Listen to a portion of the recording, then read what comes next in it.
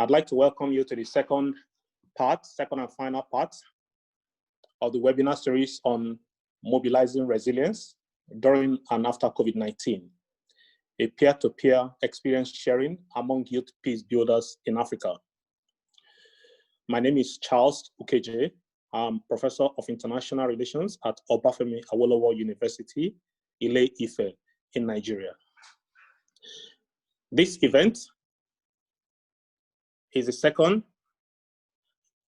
in the series of webinars that we started last week on 9th.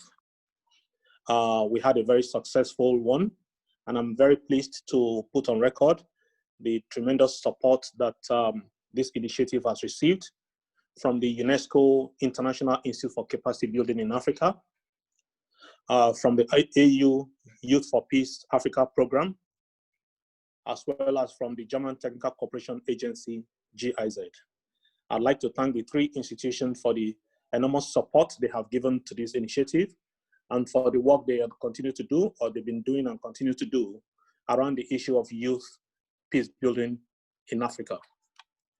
On June 9th, we had the first webinar on the theme, African Youth Peace Builders and Resilience in Periods of Unprecedented Transitions. You will all agree with me that since the 2020, the first two parts of 2020 has been a very difficult time around the world, especially with the outbreak of COVID-19 and the transition of that outbreak to a pandemic phase, which has seen a lot of disruptions around the world. It's important that we have conversations about what it means to individuals, what it means to communities, what does it mean to countries, what does it mean for the rest of the world. And it's particularly gratifying that we are able to have this conversation around the impact of COVID-19 on youth peace builders in Africa. For today's session, our focus is going to be on innovations in youth resilience and peace building in the face of the COVID-19 pandemic. There is no doubt in my mind, and I'm sure you all know this, that across the continent, youth peace builders, young people in general, and youth peace builders in particular, face a bundle of challenges, but also opportunities to be able to, in responding to the current and ongoing crisis. I am very pleased to inform you that today we have an impressive list of speakers. I'll be introducing them shortly. I'm happy to report that for this session, as well as the previous one, we've had a total of 212 participants from across Africa and beyond. Others will be joining us very shortly. For today's event, we will be live streaming, and we will also be on a number of social media handles. This will be beamed on the screen for you to see, and very shortly, I will also announce them. A few rows, please, just so that we can have a very useful conversation. As much as possible, we would like to encourage participants to please use the chat feature on Zoom. So basically, look for the chat, the symbol that says chat, and you can type your questions, you can raise your issues. If you want to ask questions, please use that liberally, and we will be looking at them and bringing out questions for different participants.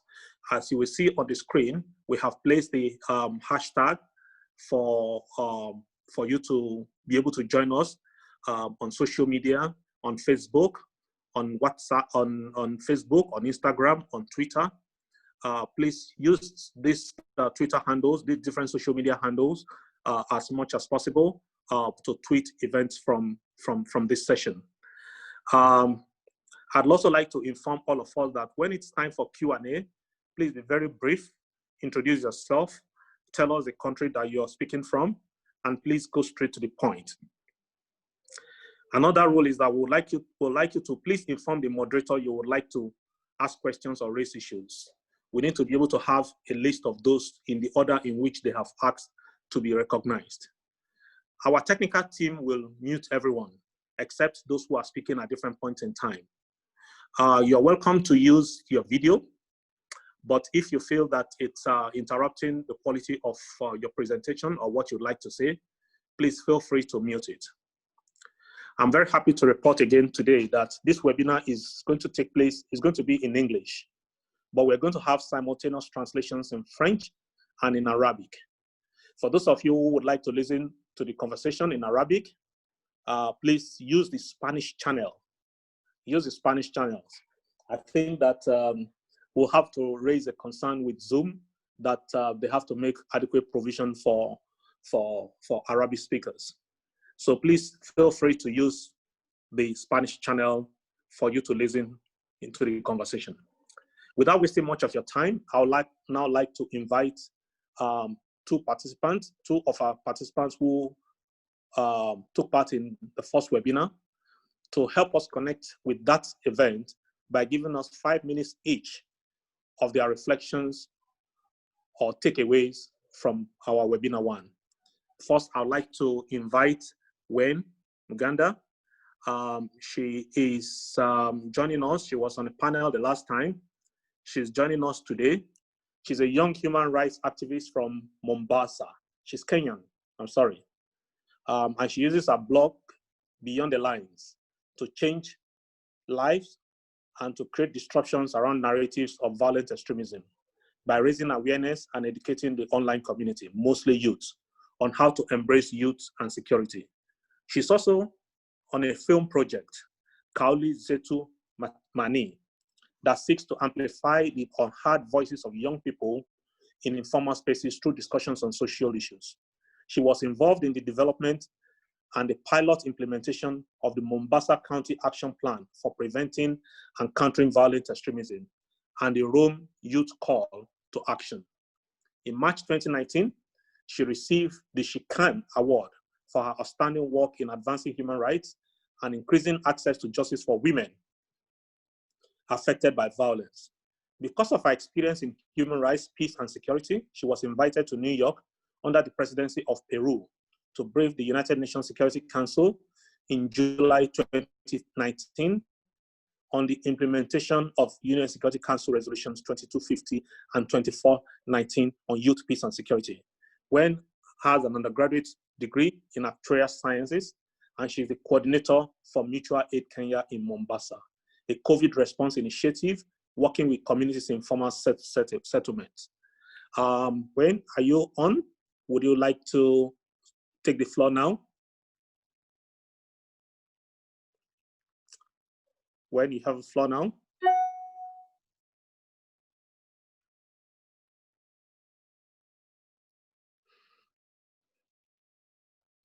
Wen, are you with us? Okay, she's right here. I can see your hand. Yes, you can have the floor.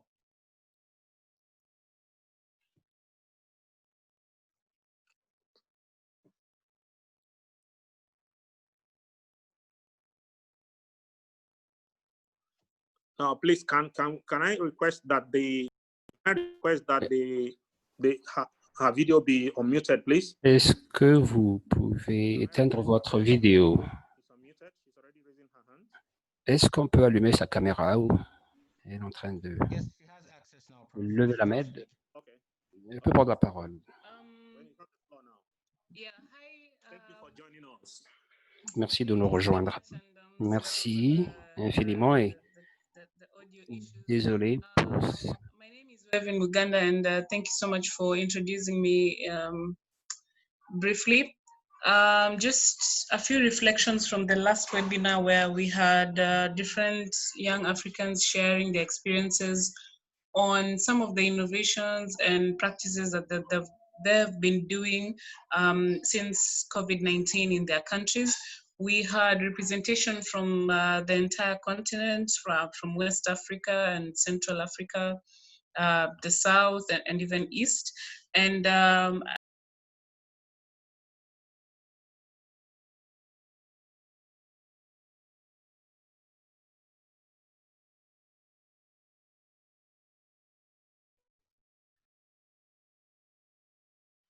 Hello, Wen.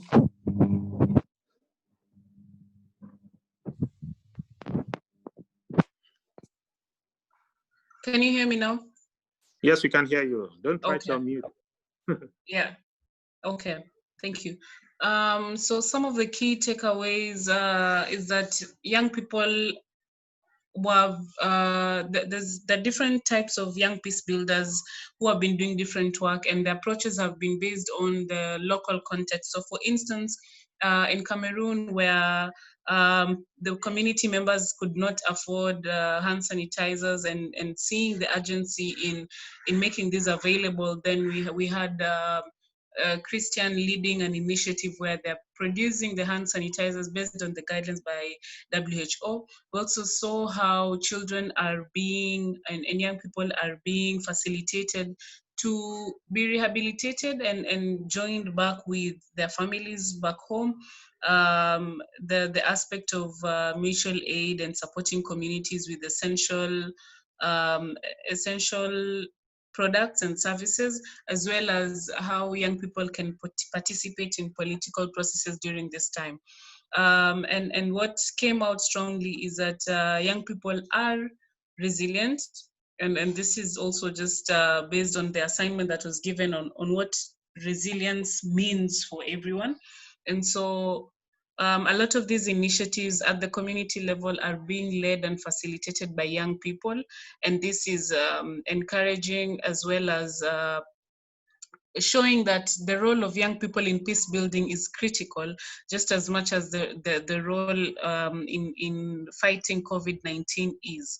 And just the nexus between the pandemic itself and peace building work, seeing how communities that are vulnerable and at risk of violence are still the ones that have been highly affected by the pandemic and the effects of the pandemic itself, the socioeconomic effects such as loss of income and all that.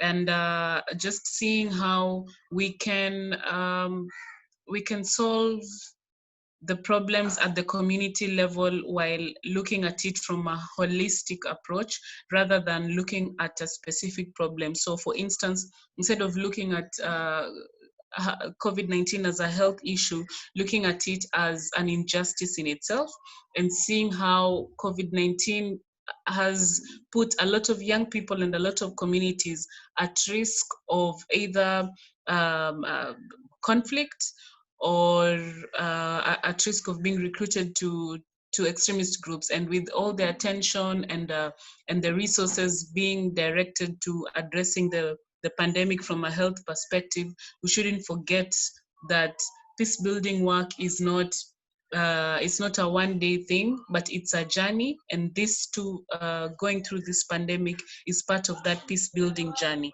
And so these are just lessons that we are getting from it on how we can even improve the way we do peace building work and be more innovative. And even while doing all this, not forgetting those who cannot access resources like, the internet, which is what is widely used right now. And so how do we then, young peace builders who have this opportunity, make sure that the information and the messages get back to the others who are not with the same privilege? Thank you. Thank you very much for this very, very crisp reflections from the last time. I completely agree with you that it's very obvious that the pandemic is no longer just a health challenge. It is a peace building challenge. It is also a justice question. And I like the point that you made about how those who are most vulnerable, those who are most affected, by this crisis, by this pandemic, are also those who are least able to cope with them. So this imposes new challenges.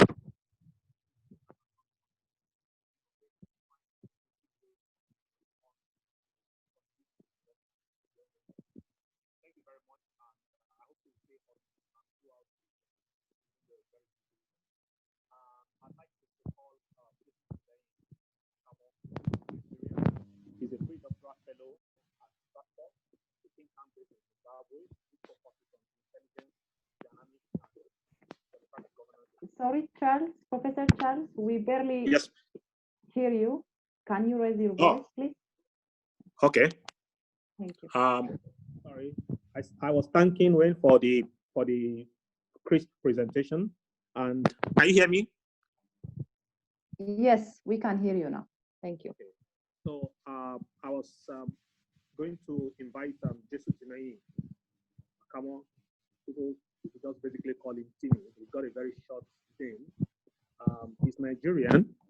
He's a pre-doctoral fellow at Stratford, a think tank based in Zimbabwe, which focuses on intelligence, dynamics, and democratic governance in Africa. He volunteers for conflict-free nations in Nigeria as secretary of the organization. He is a core member of the research team.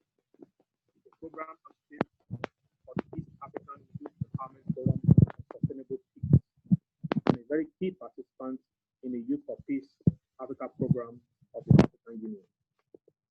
Please join me in welcoming Jesu Tinilayi. Good morning, everyone. Yeah. Good morning, everyone. My name Good is morning. my name is Timmy. I'm from Nigeria, and I'm going to be giving a few reflections. I'm not going to repeat what Webna said, but I'm just going to continue from where she stopped. And a few key points that that caught my attention, which are very important. First one is on education. When the we heard how that peace must be consistent in the minds of people from the preamble of the UNESCO document, the Constitution, and then it is important to know that the construction of an individual's mind is important to achieving peace and security in Africa. Therefore, actively educating Africans, especially in terms of peace, is very important. And a second point that caught my attention, which we should also take note, includes the structural gaps. As much as we see it as challenges, based on the discussion we had in the last webinar, we can see that we can see them as youths. We should see them as opportunities to solve social problems and engage the government. And the pandemic actually exposes the depth of socio-political and socio-economic gaps in African societies. And these gaps, more often than not, even include having potable water and behavioral responses of government of government agencies to citizens.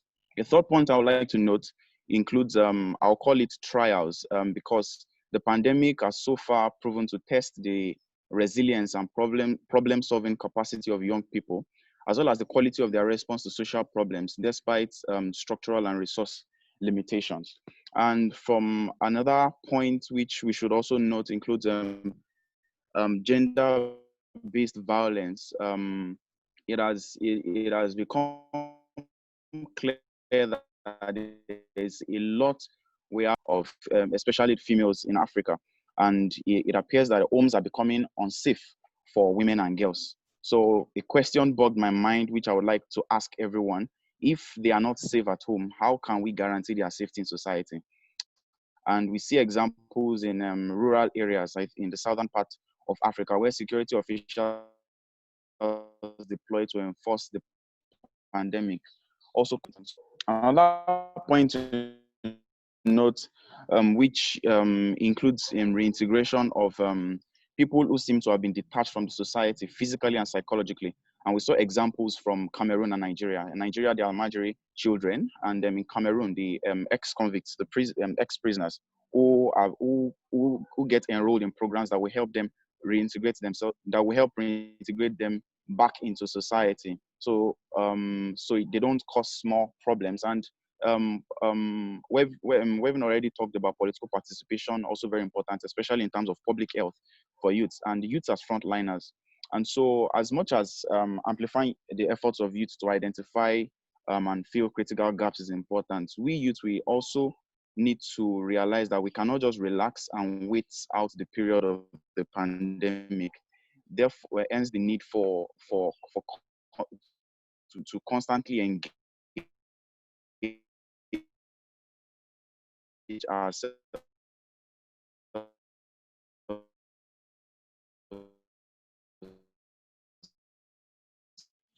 in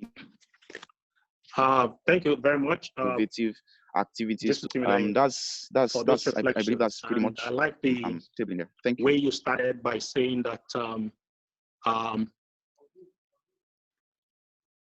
Yeah, I'm not on mute now. Okay, can you all hear me? I'm getting very worried. Okay. Thank you very much, Timmy, for the short presentation. I like the way you started by saying that war is incubated in the minds of men. And if we have to advance the project of peace, we have to focus on the minds of people. We have to sensitize people. We have to create awareness. We have to nudge people in the direction of peace. I'd like to thank both of you for helping us to connect between last week and the event the conversations that we will be having today. The first session today will focus on contextualizing resilience options and innovations among youth peace builders in the context of COVID-19. For today's session, our focus is going to be on innovations. Our focus is going to be on innovations in youth resilience and peace building. We have 7 speakers today, all of them youth, drawn from different parts of the continent that are actively engaged or engaging in peace building initiatives in their different spaces. For today's conversation, we will interrogate what different resilience options and innovations that youth peace builders are embracing and why. What do they require to build upon this resilience and innovations in the short, medium, and long terms? Our panelists will discuss the context peculiar to them in the different spaces where they are located, because I believe that in different contexts determines and helps them to frame the different resilience options and innovations that they're embarking on. Finally, they will be encouraged to share insights and perspectives on how society, government, and institutional factors or conditions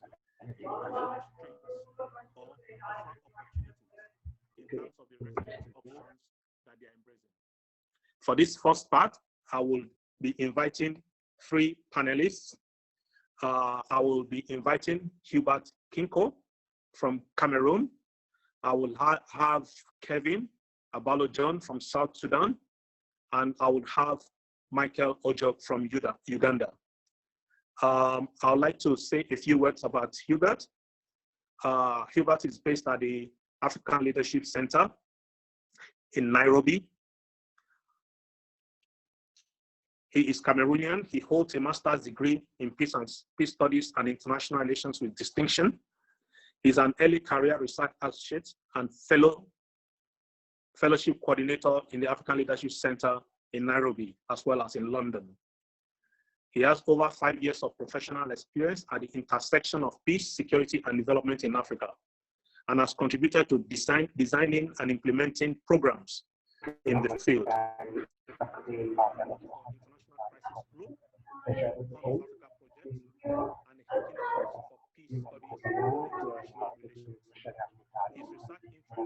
On Africa and China engagement broadly, but particularly the military dimensions. He also focuses on women and youth agency in peace and security.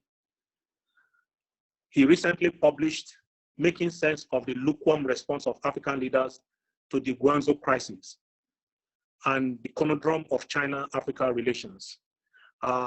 Hubert, if you're, please join us for 7 minutes to share your perspectives. Thank you very much, Prof, for that beautiful introduction. Can you hear me? It's good to see you. Welcome. Please. Thank you very much, Prof. Greetings, everybody. I don't know what time it is, wherever you're joining from, but it's a pleasure to join. Can you hear me, Prof? Can everyone hear me? Can you hear me? Yes, Hubert, we can hear you. Please go on. Please go on. Okay, thank you very much.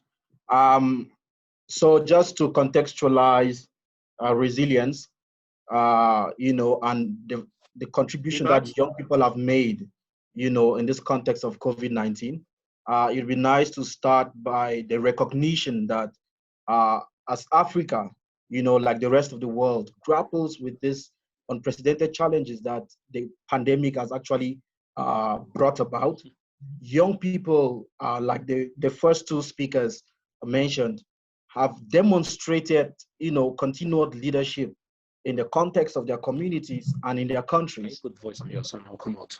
According to a new UN plan to address COVID-19, young people were actually highlighted as the most affected, by the pandemic's socioeconomic impact.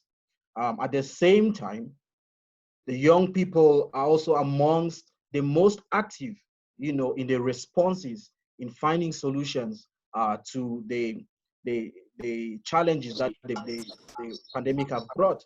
Not only are they frontline workers in healthcare, they are also advancing health and safety in various peace building roles they play as activists, as researchers, as communicators, but also as innovators. So in response to the first question that Prof raised, I'd like to highlight 4 unique contexts within which young people across the continent have actually stepped up and taken action against the outbreak, framing and adopting various resilience options in response to some of the disruptions owing to the pandemic. And a useful starting point for this reflection would be, slightly, briefly revisiting the concept of resilience, which is really difficult to define for 2 main reasons, according to me. And the first reason is with respect to the difficulty with a wide range of stakeholders who have stretched the term to cover their mandate and programs. For this reason, it is vulnerable to the public, to the political economy of rebranding, given that various actors are scrambling to ensure that their programs hit all the right notes in order to secure funding in a field like peace building, which seems to be exceptionally prone to new trends and catchphrases. And this is precisely how various societal, governmental, and institutional actors are constraining the pursuit of resilience. The second challenge comes from the fact that the term is borrowed from various fields other than peace building, in economics, in engineering, in ecology, and even within the within the field of peace building, there is no clear definition. Now, for me, a working definition of resilience that would guide our conversation today is the ability of individuals, of groups, of communities, of societies to recover from or to adjust to the damage that has been caused by a chronic challenge, be it violent conflict, be it economic recession, or in this case, the pandemic. So in the context of this conversation, the emphasis here is on the ability of young peace builders to cope, adapt, and reorganize in response to the significant disruptions that have been caused by the pandemic. And now, there are 4 contexts, like I said, that really underline the resilience options that young people have adopted in response to the outbreak and spread of COVID-19. The first context is a context of human rights violations. As a result of the pandemic, certain human rights have been or continue to be violated by quarantine, lockdown, and curfew orders across the world, but more so in our continent. The right to liberty, freedom of movement, freedom of religion in community with others, freedom of peaceful assembly and association, freedom of work, and protection against unemployment, education, free participation in community. However, while quarantines and lockdowns may violate these rights, there's a clarification that the UN offers us in response to serious public health threats to the life of a nation, to a life of a community, that human rights laws allows for these restrictions on some rights. Unfortunately, what this has meant is that in the context of Africa, there has been a rising notice of state repression in parts of the continent. Fatalities have been reported caused by security personnel who have employed lethal force to enforce these new restrictions in the name of curbing the spread of the virus, notably in Cameroon, here in Kenya, in Chad, Niger, Zimbabwe, all the way to Uganda, just to name a few. There have also been increased demonstrations against government responses. In Algeria, for example, the government has been accused of exploiting coronavirus restrictions to suppress political dissent. Accompanying these have also been targeted mob violence and violent demonstrations. Police violence during the enforcement measures turned fatal in Guinea-Bissau. And here, against this context, I want to show one way in which the Guinean League of Human Rights, a group consisting mainly of young activists in Guinea-Bissau, have exhibited resilience in the form of adaptation. Remember when I explained or contextualized resilience for this conversation, I talked about coping, adapting, and reorganizing action in response to the pandemic. So here, this organization that works mainly on defending and promoting human rights across Guinea-Bissau, since the outbreak, adapted its mission to the current situation. They shifted their attention to documenting and disseminating instances of abuse of power by security forces to help protect the public also. The group that comprises of more than 5,000 activists, mainly youth, have launched a strong appeal through public communication and social media, imploring citizens to comply actually with the coronavirus containment measures adopted by the authorities. That's a very important aspect. And this is a good example of adaptation, resilience to the situation within the context of increased human rights violations. The second context relates to the distribution of soap in informal settlements and vulnerable communities. And this is quite important to consider because the general context across Africa, especially in vulnerable communities, is that healthcare services are weak, they are stretched thin, the lack of access to safe water is rife, sanitation and safe housing are a problem. And this puts individuals and families at a high risk of contracting the virus. Now, recognizing this problem, young people in various parts of the continent have taken action to help other communities cope and adapt the current dispensation. We might all have heard of the 9-year-old Kenyan inventor, Stephen Wamukota, who came up with an ingenious way, making a wooden hand washing machine that dispenses water and soap to wash his hands and reduce the spread of the virus.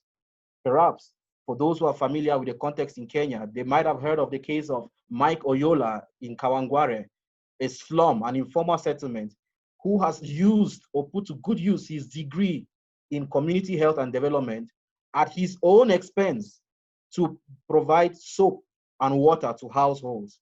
A similar initiative has been carried out in Uganda by the founder of an initiative, Mutai Development Initiative, who partnered with hospitals and a couple of volunteers, young volunteers, recognizing the challenge with access to soap in Jinja, right? He's now finding ways to create supply chains of soap and critical sanitation products into his community.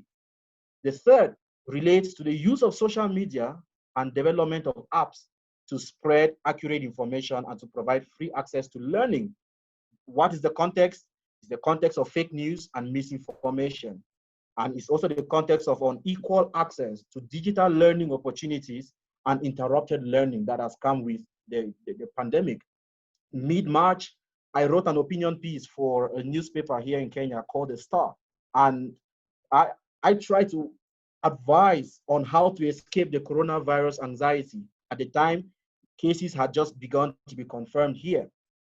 In the piece, I argued that facing the first global pandemic in this era of social media can be emotionally exhausting. The temptation, of course, to constantly stay updated about where the next outbreak would be, who had been infected, was really all-consuming.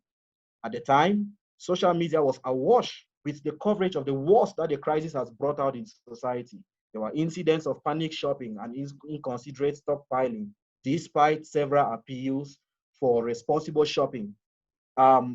Accompanying this was the hoarding of essential supplies. It was terrible to see how people were not thinking of others when bulk buying. Disinformation or misinformation was also spreading as fast as the virus itself. Noticing this, I made a bold argument that fake news is as dangerous as the virus itself. That's all I did. But a young doctor in Benin, Hashim, echoed this same view But he argued that there are two diseases that are virally spreading, coronavirus and fake news. While I only suggested that people should fact check the information they were sharing about the virus, Hashim developed a vaccine for both COVID-19 and fake news. And this vaccine is called Accurate Information. Hakim launched a mass literacy program in Francophone Africa called Araya and teamed up with a consortium of health-related content producers to organize a tweet chart about how to keep safe against COVID, using a hashtag that reached out to over 90,000 participants until date. Additionally, they are designing an app that displays trusted knowledge in local languages, allowing for users to interact directly with experts for help. This is adaptation in the context of resilience, in the context of a global pandemic. Now, in March, that same month, the UNESCO, who thankfully are sponsoring this webinar partly, released a press release painting a grim picture of how school closures owing to the pandemic have affected over 1.5 billion with a B learners in over 165 countries worldwide. Vulnerable and disadvantaged students, of course, who rely on schools for a range of social services, including health and nutrition, remain the most disproportionately affected by these closures. And since closing schools to contain the pandemic, governments have tried to deploy distant learning solutions and grapple with the complexity of providing education remotely, from delivering content and supporting teachers to providing guidance to families and addressing connectivity challenges. In the face of this challenge, there have been coordinated efforts by many young people across the continent, and the examples are so many, to ensure hello, Hubert. that students, yes, Prof? Yeah, please, can you start rounding up maybe in 1 minute? Yes, I will. Thank you. Okay. Yes, so many young people have actually tried to ensure that with limited internet access, that people who are out of school actually have access to education. Here in Kenya, Wawiru Njiru, who many of us might have heard of, founder and CEO of Food for Education, adapted to this situation by switching from providing physical food to pupils in school to providing over 500 families from which these pupils come, an estimated $30 each every month to support their feeding programs at home. Till date, she has managed to distribute food packages that have served over 630,000 meals. Similarly, there have been initiatives in Tanzania and in Kenya, including one of the youngest MPs, to go online and offer lessons in mathematics and chemistry to secondary and primary school learners through Facebook Live, through YouTube, and various social media channels. And the final point, for the interest of time, relates to the third, which revolves around harnessing the strength of communication. Seeing the challenge.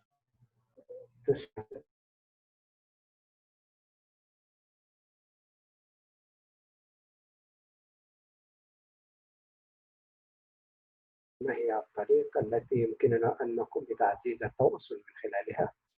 وطبعا كان هنالك تعزيز للتوعية من خلال مختلف الفيديوهات، وهذا المثال موجود في زامبيا، وأيضا من خلال هذا الموضوع من خلال مختلف المسائل المتعلقة بهذا الوباء الكوفيد. وأيضا أود أن أشكركم شكرا جزيلا. شكرا جزيلا. شكرا. أنا أسمعك بشكل واضح وبصوت مسموع أن هناك مختلف المبادرات التي كما تعلم تشير إلى مختلف الجهود التي يقوم بها الشباب. وطبعا هنالك أيضا سياقات يجب علينا نعرف ما هي فجوات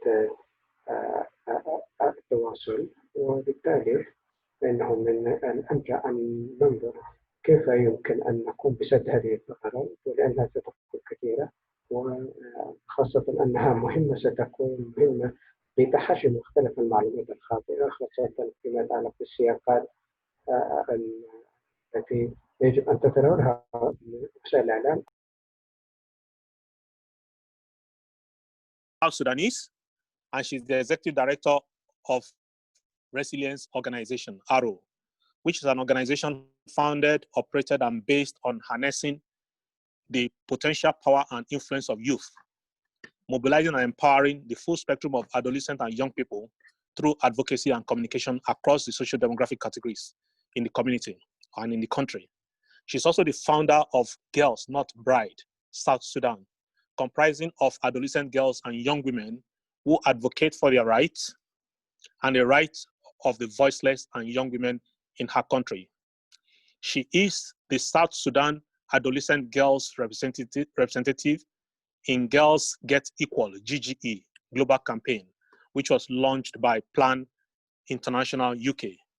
In the context of the current COVID-19 pandemic, she co-founded the South Sudan 64 Indigenous, the network translates COVID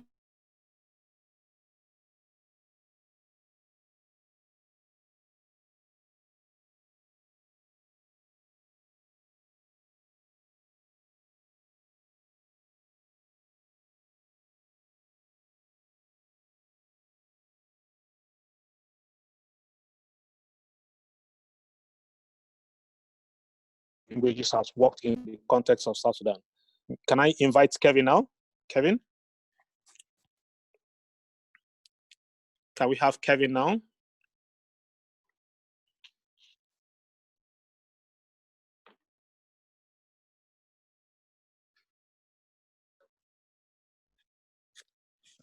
Kevin?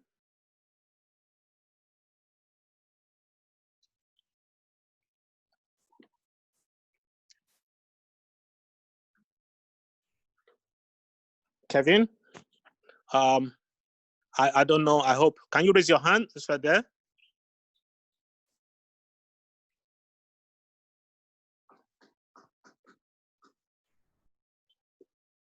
Okay. Well, while we wait for Kevin, I would like to invite Michael. Michael, are you there? Michael Ojok? Yes, Professor Charles, I'm here. Okay. Just give me a minute. Let me.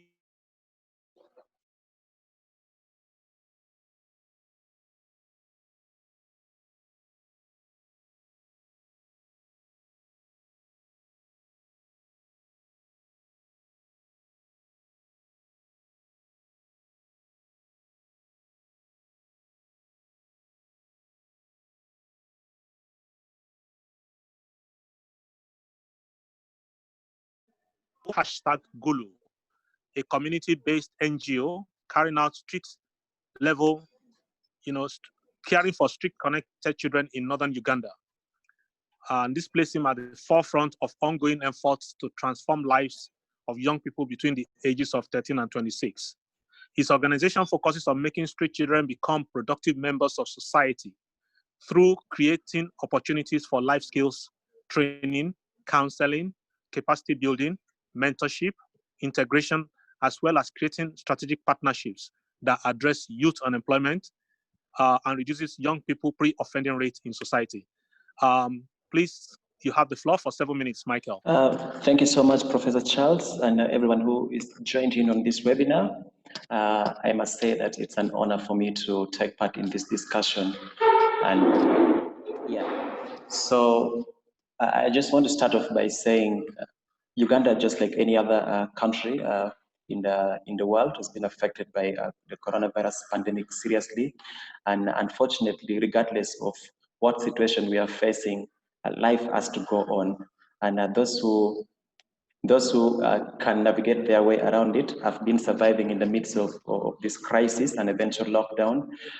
Where I am currently of Uganda, it's no longer a border district, but it has the only referral hospital, fortunately or unfortunately, I would say, in the Choli sub-region, which is where we are from. So almost all positive cases in the sub-region is being brought to Gulu Referral Hospital, where the district where I am in. But I also just want to point out that This lockdown and the crisis has opened the eyes of young people to see things from different perspectives. For instance, we have actually seen that we can actually be doing differently, because previously in Gulu and the country as a whole, my country is landlocked, so we heavily depend on imports, goods coming from other countries or shipped from abroad and all that.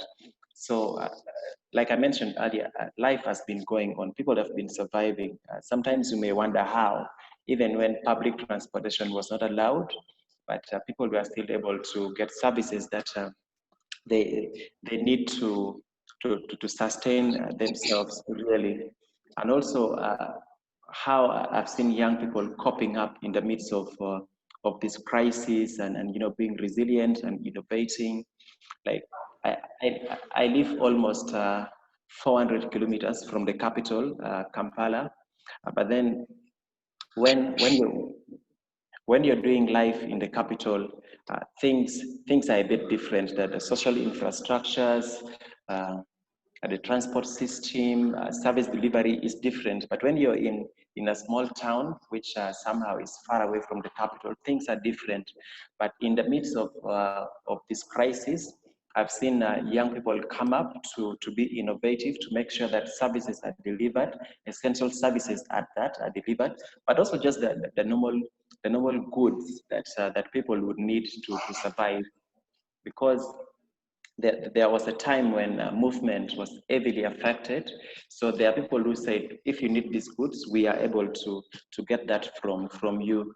And we may all already be aware that work for many people have been affected. Many people have been laid off. Offices have not been operating. So for those essential officers that needed to continue with work, most employers encourage their employees to continue working remotely. And the positive for me from this arrangement is that previously very few people in workplaces allowed for innovation, allowed for trials. Most employers would want you to be physically at your workplace to be able to do work. But now that there was need for work to be sustained, people had to go and work from home, even in essential departments like finances that previously would take days for signatures to be got. In this time of crisis, a lot of that has been immediate. So there have been some sort of flexibility and improvement in the systems, how workplaces have been going on. So really, 7 minutes, let me just go straight to the other things that I wanted to talk about with regards to young people stepping in to bridge the gap. From where I sit and where I have been involved, we have been operating from the point of view that no one should be left behind with regards to the crisis that is in our midst. So really, what we have been doing is to see that we intervene, look at segments of the community that are not being focused on by the government and the various district task forces, and then see that we target those people. For instance, from the CBO that I'm involved in, we are caring for street-connected children. These are people who were not in the plan, in the response plan for the government, as well as the district task force. It would be ironic to note that in the capital, that the city authority and the Ministry of Gender and Local Government, as early as March, they already had a plan to provide support for street-connected children. And they worked through organizations, the city authority, to make sure that care is provided and shelter is provided. But if you looked outside the capital, none of this was happening. Even in areas that had the presence of Ministry of Gender and Labor, which is directly tasked with the responsibility for providing those care. So as organizations and CBOs that were already doing work, we reached out to the district task force and sought for authorization to enable us to do that, and we have been doing it. So as I speak, there are over 200 street-connected children within Gulu who have got safe spaces to take shelter, but also they have been accommodated, and now they are being fed, and some hands-on skills programs and rehabilitation, trauma counseling, is being offered to them. The other area where I've seen young people really get out creatively and innovatively is in the area of supporting frontline workers. From the get-go, it was very clear that personal protective equipment would be a challenge for frontline workers, and so one of the initiatives that I'm involved in is called Takataka Plastics. So before COVID, Takataka Plastics worked with street connected children to educate them, to train them, to ensure that they see waste as something that can be transformed. Because if you follow the way of living of street children, you'd understand that they highly interact with plastic waste. They highly interact with metal scraps, which they collect and in turn sell them for a living. So particularly for the ones who interact with plastic waste, Takataka Plastics engages them to collect plastic, but not to sell them cheaply to the labor force that is already there. So what we do is train them on how to recycle and make products out of those plastic waste. Before COVID-19, we were only looking at making plastic tiles and coasters for tables. So, but when COVID hit, we realized that if we don't do something, the situation will only get worse. So we imported a machine that can mold face shields. So now we are producing face shields and providing them to all the districts in the northern region. Yesterday we were in Kitgum, which is a border district. Over the weekend we were in Lira district, which also has a referral hospital and taking care of COVID-19 positive patients. We have been providing all the health facilities in Gulu with face shields for those who required face shields. Other area of focus is the Uganda-South Sudan border, which is in Amoro district, still in northern Uganda, and they have got face shields of their own. Another thing that I've seen happen. Hello? Michael, can you take one last minute? Okay. The other thing that I've seen happen is that there are persons with disabilities that have often been left out in response plans. So a colleague of mine has been riding all over the country, providing sunscreens and other protective gears for persons with albinism. Let me just mention this two last key points before I close. Uganda, right now, Uganda should have been in election period. And if you have been following the history of election in Uganda, you'll realize that the incumbent has almost taken precedence over all the other competitors, and oppositions are, heavily, their work is heavily hindered. So just this morning, it has been declared that Uganda will have sort of like a scientific electoral process. And this is another opportunity for young people who are already engaging digitally, but also young people who are at the forefront of communication to take advantage of the situation and make sure that they really show proof why innovation, digitalization is the way to go. Because now candidates will have to do campaign online, on radio and TV stations, and I see young people doing a lot to be able to advance the agenda for the candidates that they believe in. The other thing that is worth mentioning for me is that the justice system and justice dispensation within this period of time was also heavily affected. And I've seen young people who are lawyers, who are paralegals, come up to just position themselves to help people who need justice, follow up cases, document cases of abuses, and make sure that they are followed up and courts actually sit to listen to. Okay. Michael? Yes. Thank you very much. I want you to take a break at this point because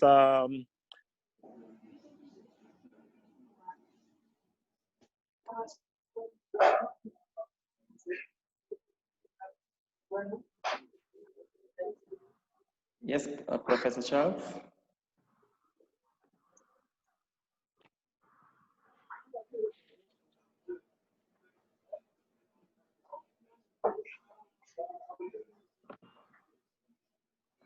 Who live in that district.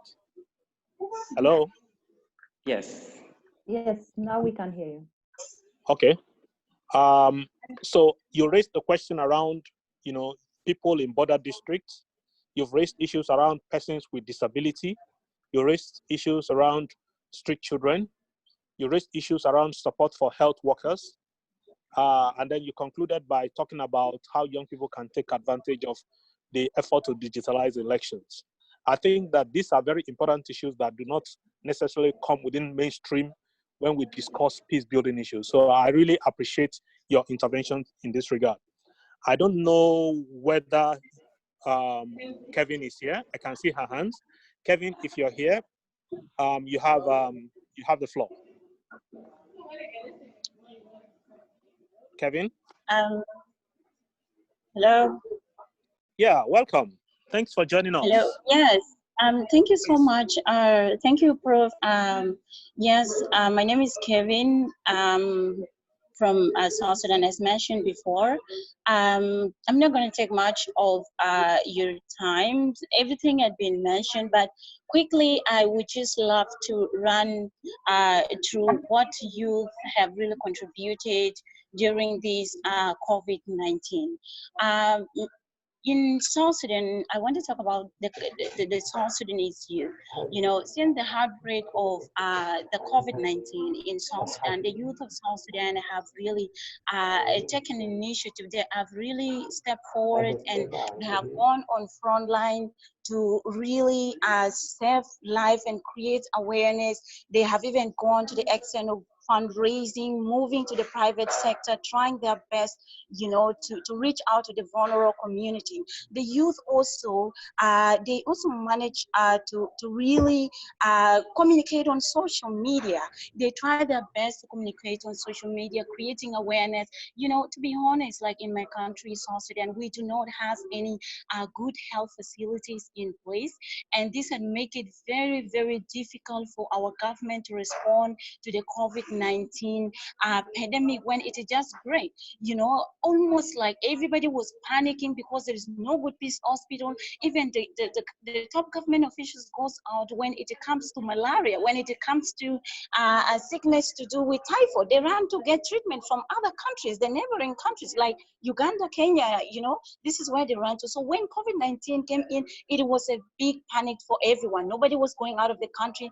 They were in, the vulnerable people were in, everybody was in, and it just make it like a lesson. It's a learning lesson. The government couldn't do much. WHO stepped in, but who does much was the youth of this country, by creating awareness, by really using social media, by moving, doing the roadshow.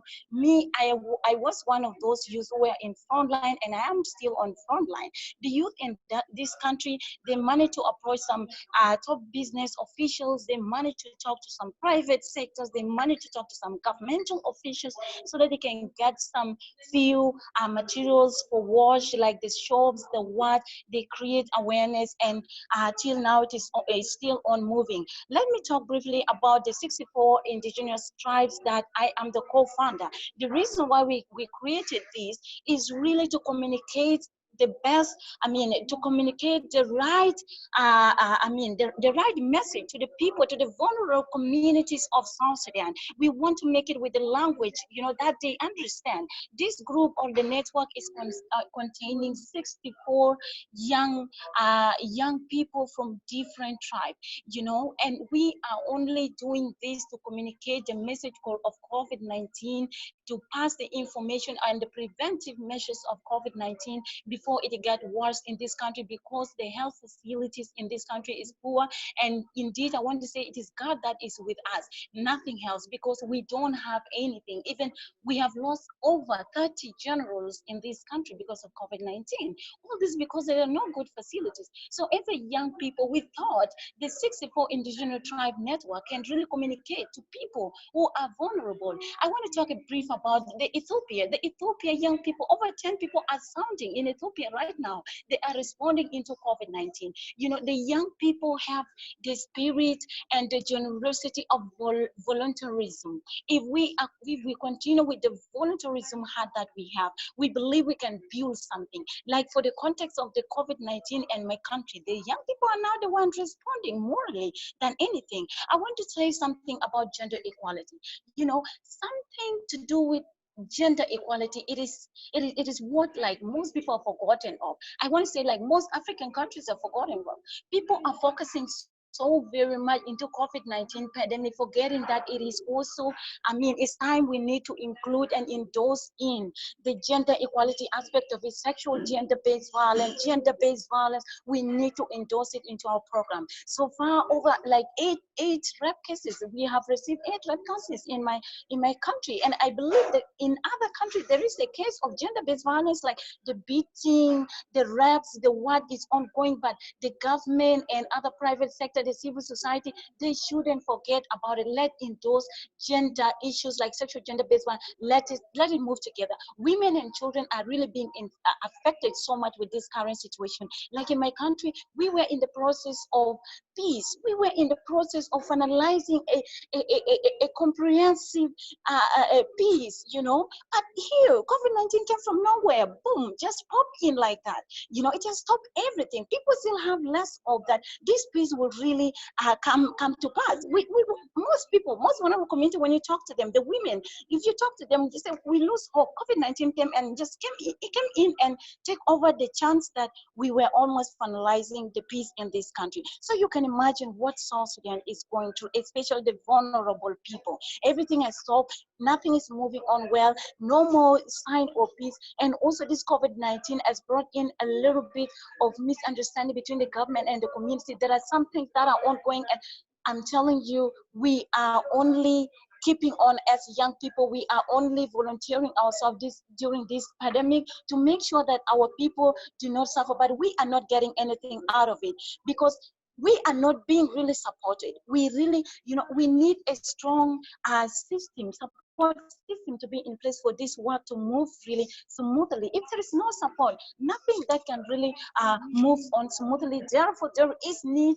to support young people all over the Africa to continue with their heart of voluntarism. But without the support, it will always be difficult to do it. But still, I believe they can do it like what we are doing in my country. Nelson Mandela said, do not judge me by my success. Judge me by how many times I fell down and get back up again. We shouldn't panic as the young people. We need to continue with the good work that we are doing. We need to keep confident. We need to move on, and also we need to connect. Communication is power.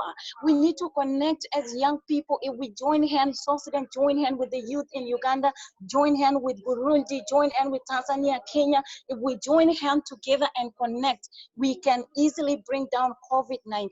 So as young people, if we connect, we will build a lot of confidence in us, and we will really be more committed, and also will be in control of COVID-19. Please, we need to prioritize gender-based violence. We need to endorse it. We need to endorse sexual gender-based violence and gender equality in our move of COVID-19, just like what my organization is currently doing. We are doing that. Thank you. Let me just stop here for now. Thank you very much. Thank you very much, Kevin. I like the enthusiasm with which you're pursuing the key issues, and it strikes me that you have a lot more to say within the short period that is allocated to you. I hope there will be opportunity when we have, as we're just about to get into question and answer and general discussions for the next 10 minutes to you, and as well as to other members.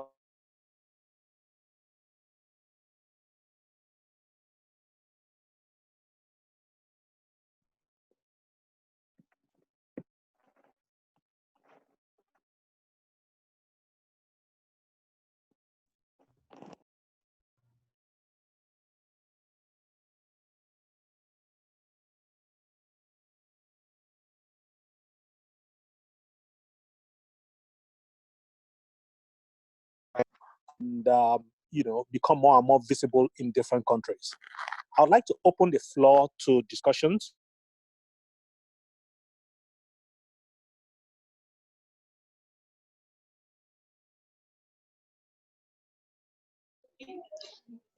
Prof, we can hardly hear you.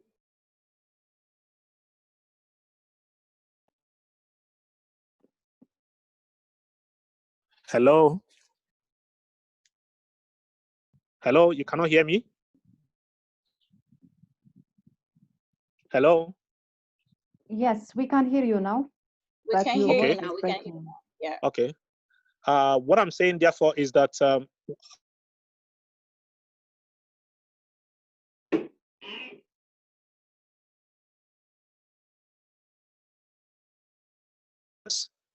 but I want us to reflect on what do youth groups require to build upon and consolidate resilience and innovation. What would they require? What kind of resources do they require? Of course, other than money, because money is necessary but not sufficient. So what other things do they require? The second one is to reflect briefly on the context, the different contexts in which youth peace builders are working across the continent.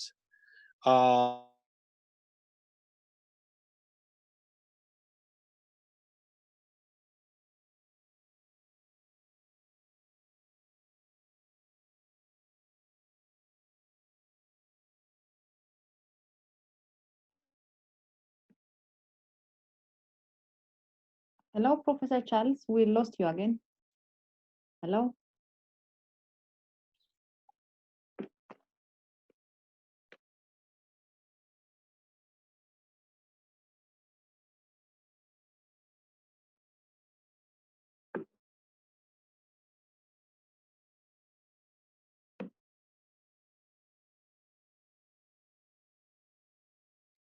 Hello, can you hear me? Yes. Yes. Can you hear me? Yes, we can hear you. I'm using Timmy's network. So can you hear me? Yes, we can hear you now. Okay, what I'm saying is that so we need to reflect on these issues. What is required? What is the context? And what are the constraints and opportunities? So I'm going to open the floor. I'm going to open the floor for general discussions, question and answer to our members of panel. Please, I would like you to identify yourself and your country and ask your question very briefly.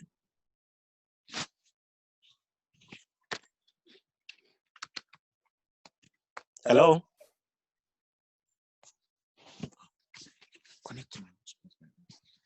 Hello? Hello? Yes, we can hear you, Professor Charles, and the floor is open for any comments or questions. And participants, you are most welcome. You can raise your hand and forward your questions. We can hear you, Professor.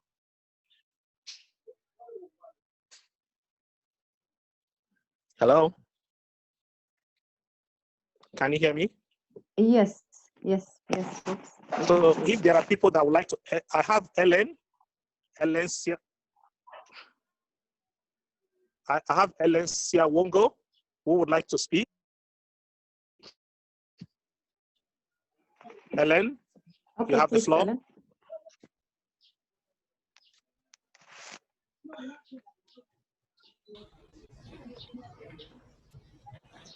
Can we please enable Ellen?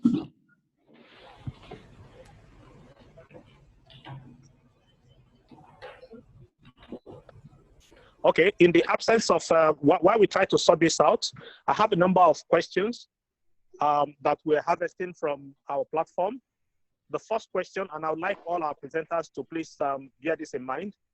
The first question, which goes to Hubert, the question says, what is your opinion or advice to some leaders and other people who are using COVID time as an opportunity to excel in negativity and activities that impede youth enterprise? That question goes to Hubert. What should be done with them?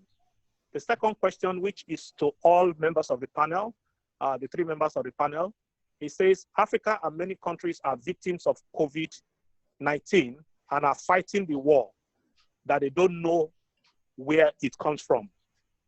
We are only fighting the consequences of COVID-19, yet we don't know it well.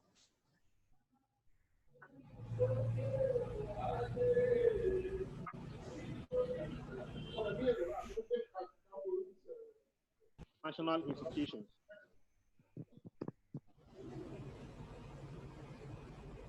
From Eliode Bakole from the DRC. So I don't know if any of our panelists would like to respond to this. Yes, Professor, can you repeat your question? I didn't get the last question. Your network was breaking. Okay, it says that Africa and many countries are victims of COVID-19 and are fighting it, but they don't know where it comes from. We are only fighting the consequences. You as experts, what do you plan to do to advocate for youth at the UN and in international institutions to help them cope well in the post-COVID-19 era?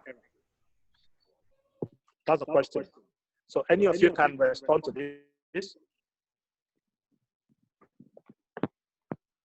Yeah, Prof, perhaps I can start by responding to the question posed by Eliode, by Bakole.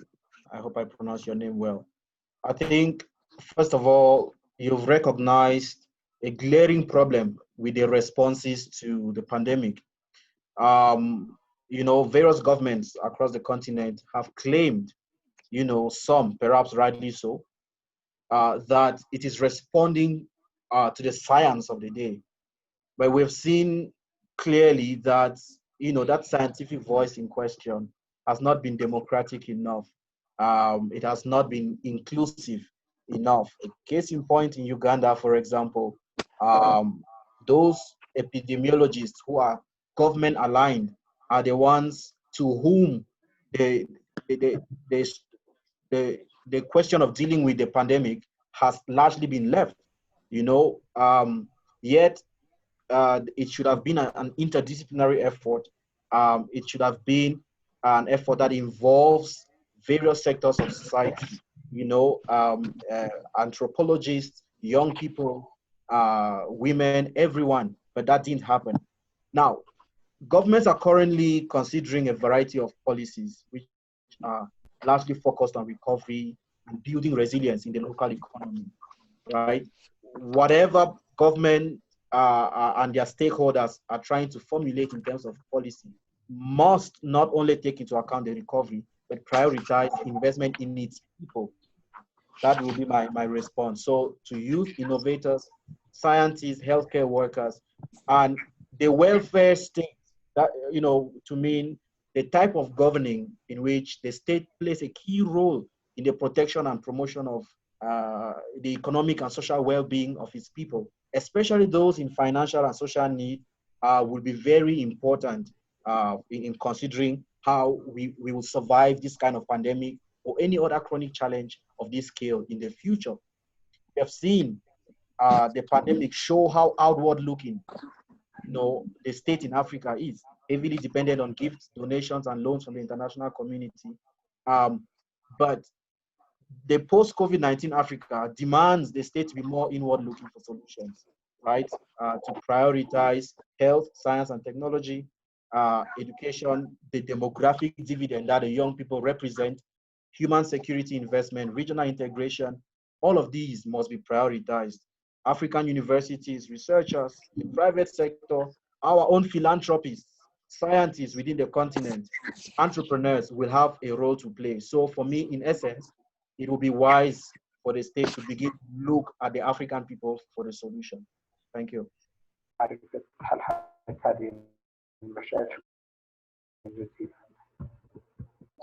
Two speakers. Yes, Charles.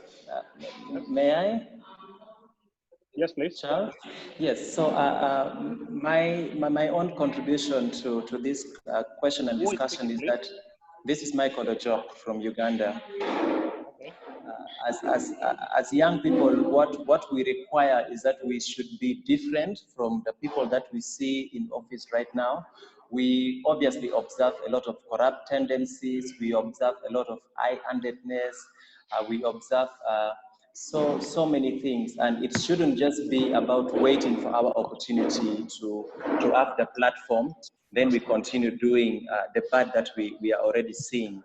I think as we are trying to be resilient and trying to be innovative, it should come from the point of service and doing better than whoever is doing wrong is doing now. It doesn't make sense if as a young person I get into a position of leadership and I continue with the corrupt tendencies that I've been observing already. I continue backdoor dealing and leaving many other people who are intended to benefit from whatever I am doing still struggling to benefit. So as a young person, no matter what platform is presented to you, you should be different. You should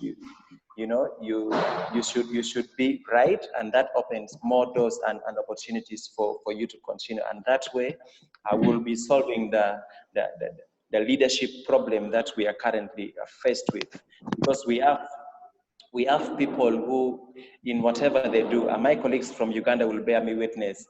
If you are doing anything, you start thinking about yourself, that what is in it for me in this. So that translates, even if you're innovating and you've maybe written a project or you have an initiative that you're doing, you only keep on looking at how do I benefit from this, which further pushes you away from the intention of whatever good initiative that you had intended to do.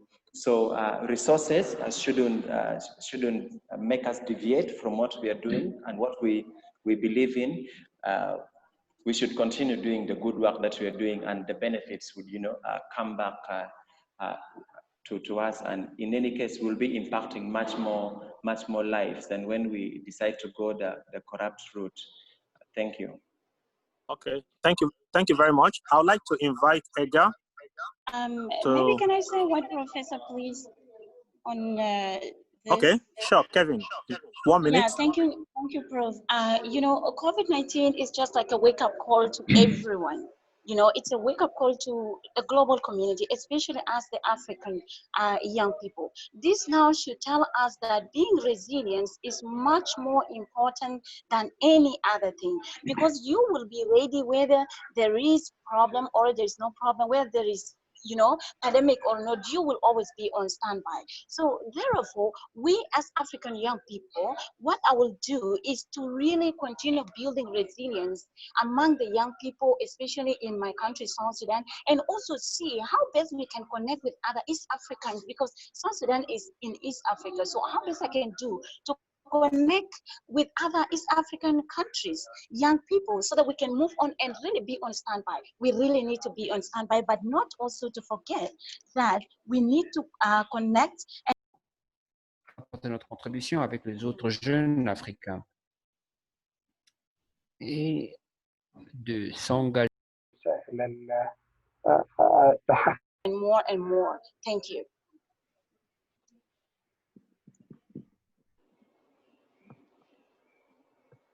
Hello, Prof.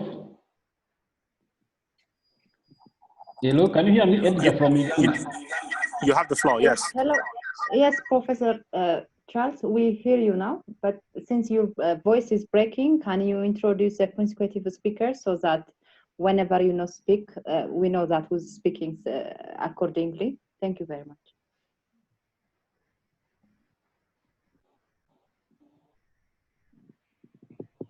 The country you're from.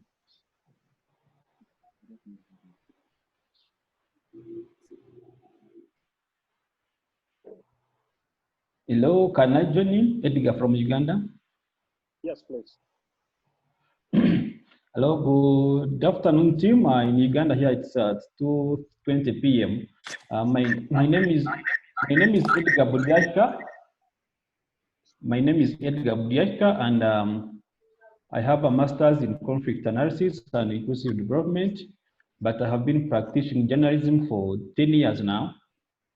The unfortunate part of recent, actually within this COVID period, our organization decided to close permanently these newspapers. I work with New Vision and I've been an editor for a regional newspaper called Dormuri, and this newspaper has been closed. However, I have been doing peace building as a passion, and 2 years ago, I founded an organization that we call Youth for Peace and Development Uganda, that aims at building a culture of peace among the youth. So I'm based in Western Uganda. So can you please go straight to your point? Can you go straight to your question, please, Edgar? Yes. Yeah, now straight to my submission is, for our youth, we need to have, we need to give them an ear to hear their concerns for them to be more innovative. Most of these youth have the resources, but because somehow their eyes are closed, they can't see beyond what is around them. They need to be guided on what to exactly get engaged into to be able to come out of this pandemic success-free. Giving an example of what I was telling about my newspaper engagement, we laid off, when they closed the newspaper, we more than 20 reporters, freelancers that were employed have lost their jobs consequently. So what does this mean? It means unless they are being helped on what they can do to get back to normal life and be able to be more resilient in this period, then we are going to lose out, and unemployment automatically has an effect on peace building and peace in general. So what am I trying to do now? For instance, I'm engaging the youth, these reporters. I sit one-to-one and try to guide them. For instance, one has a camera, one has a laptop. So you ask this person, if you have gadgets A, B, C, D, how can you adjust from just being a newspaper reporter and make other avenues of news? Hello, please. Hello. Can you please wrap it up, please? Yeah. Because we have that would like to speak. In wrapping up, I would say we as peace builders, we need to give hope-giving mechanisms for these youth in fighting unemployment, help them get more innovative so as to be able to fight unemployment in this kind of time. Thank you very, very much, Edgar. I'd like to invite Ellen. Hello. Ellen, good to see you. You have the floor for 1 minute. All right, Prof. I think if I got what you're saying right is what young people need besides financial help to help with our resilient work. I think what we need is human resource, because sometimes we find it difficult to have people who can actually help us in terms of implementing our project. For me, what I face is because I don't have a lot of money to pay people to be part of facilitation processes for community work, I find it very difficult to gather around people. But probably if I can get some help from other people, how they use it, because especially in this difficult time now, after this time, I want to know how other people use initiative to let human resource, get people who are experts in some field in peace and conflict, peace and security, to be able to help in putting my project to the community in facilitation without me giving them money, because sometimes there is no funds to pay people to come and help in facilitation. So I think we need more of human resource to help us young people in carrying out our project within the community. I hear your point, Ellen. Maybe other people can help out. Yes. Yeah, I hear your point about the need to address human resource gap among youth groups. Yeah. It's actually one of the issues that came. It's one of the issues that came out clearly from the report of the African Union on role and contributions of youth to peace and security in Africa. I would not be able to take those who have their hands up, sadly, because we have to proceed to the second session. But I would like to thank members of my panel for the different perspectives that they have shared. I hear you loud and clear, and I'm repeating the point I raised earlier, that there are still many proverbial rivers to cross. I will now hand over to my colleague, Golda King, to take on the second session. I know time is fast spent. Golda, you have the floor now. Good afternoon, everyone. Can you hear me? Yeah, we can hear you. Yes, we can hear you. Excellent. Thank you very much for giving me the floor. This second session, I would hope wouldn't go for an hour. So I want to implore the speakers and just to ask Timmy, please, if you would screenshot all of the speaker bios while they're speaking. I would not go into reading their bios so that we can make this a little faster.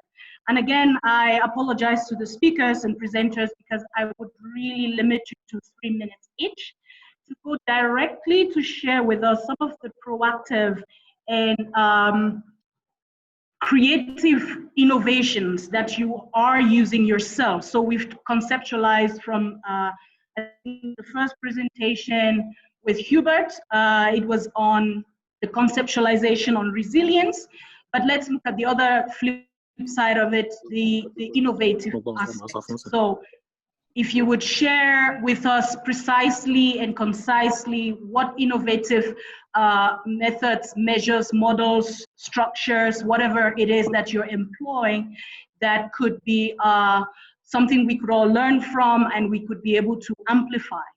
I have 4 speakers on this panel, and I would want to start with, I hope I can say your name properly, Chioniso Michelle, who is actually part of Youth for Peace program as well as FemWise. So Ms. Chioniso, if you could go directly into presenting, and Timmy, would you kindly put her bio on the screen for everyone? You have the floor.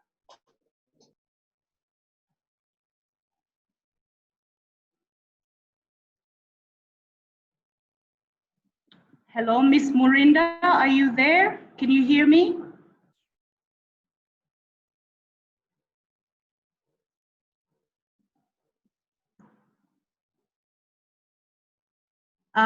If you have stepped out, if she stepped out, or could you raise your hand if you're here? I don't see her. So can I perhaps move really quickly and ask, in the absence of Ms. Murinda, to call on Chukwuemeka Michael to share while we wait for... She's back, Golda. Is she? Okay, Michelle excellent. Michelle, can you take the floor, please?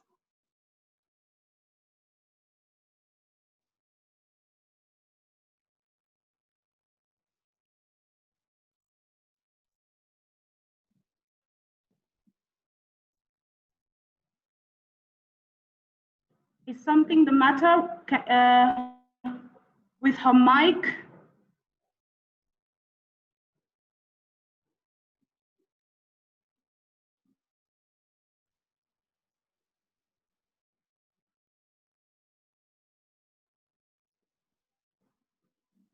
Hello? Next speaker. Okay, may I invite Chukwuemeka to carry on while we wait for Michelle?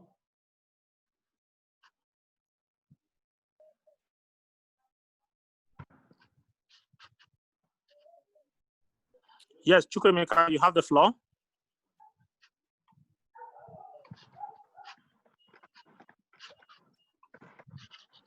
Hello, good everyone.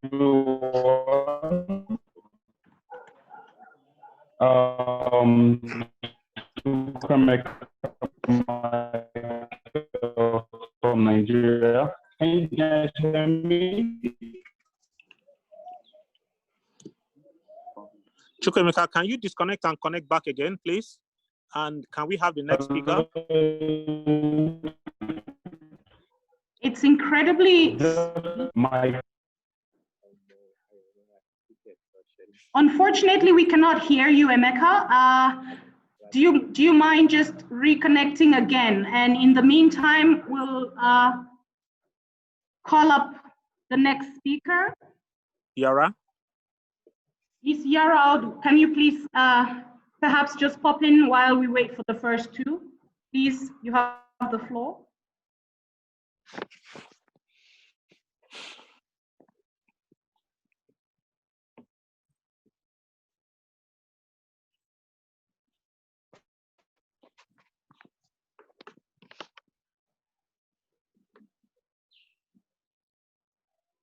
Hello, Yara, you have the floor if you're there.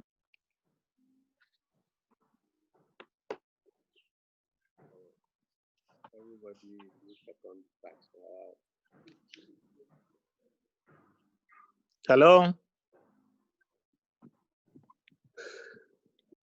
What do we do? Is the connectivity all around poor, or is it from my end? I absolutely cannot hear any of the presenters. Charles, can you hear me or can you hear them? I can hear you, but I don't know why they are not able to hear you. Michael is raising up his hand now. Michael, if you can hear us, can you please take the floor?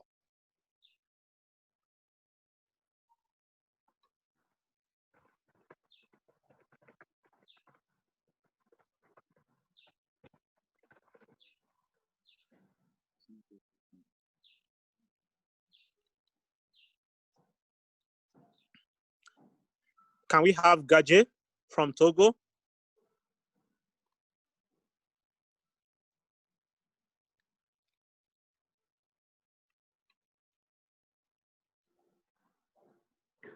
I can see in the chat that some people can hear me, some can hear Yara, but cannot hear the rest of us. So it looks like there's some problem, some technical problem going on.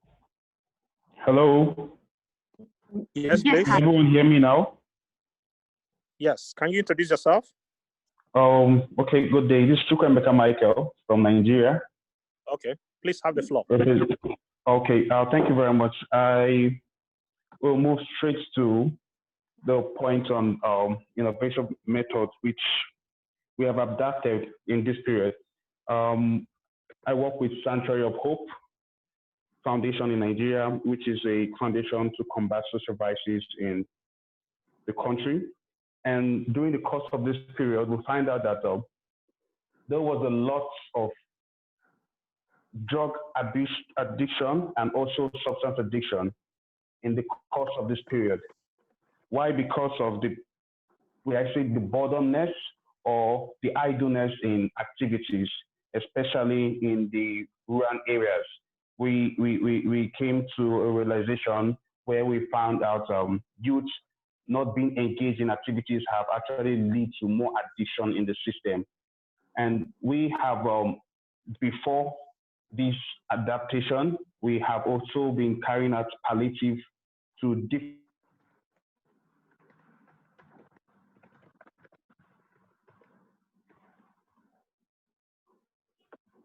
different in Nigeria.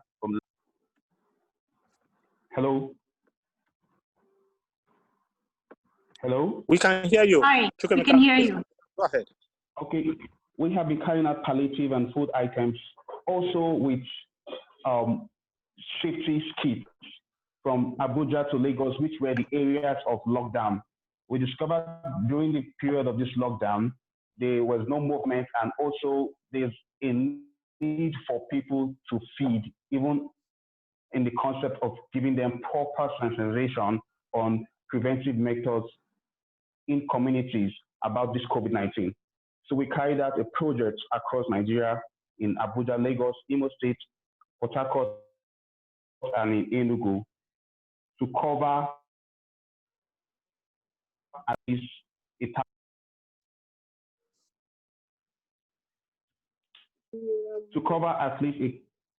at least 1,000 plus 54 families, engaging particularly stakeholders, which consists of religion, the council, and also youth leaders, particularly. And we found out that during the course of carrying out this mission, the youth in most communities, hello? Hello?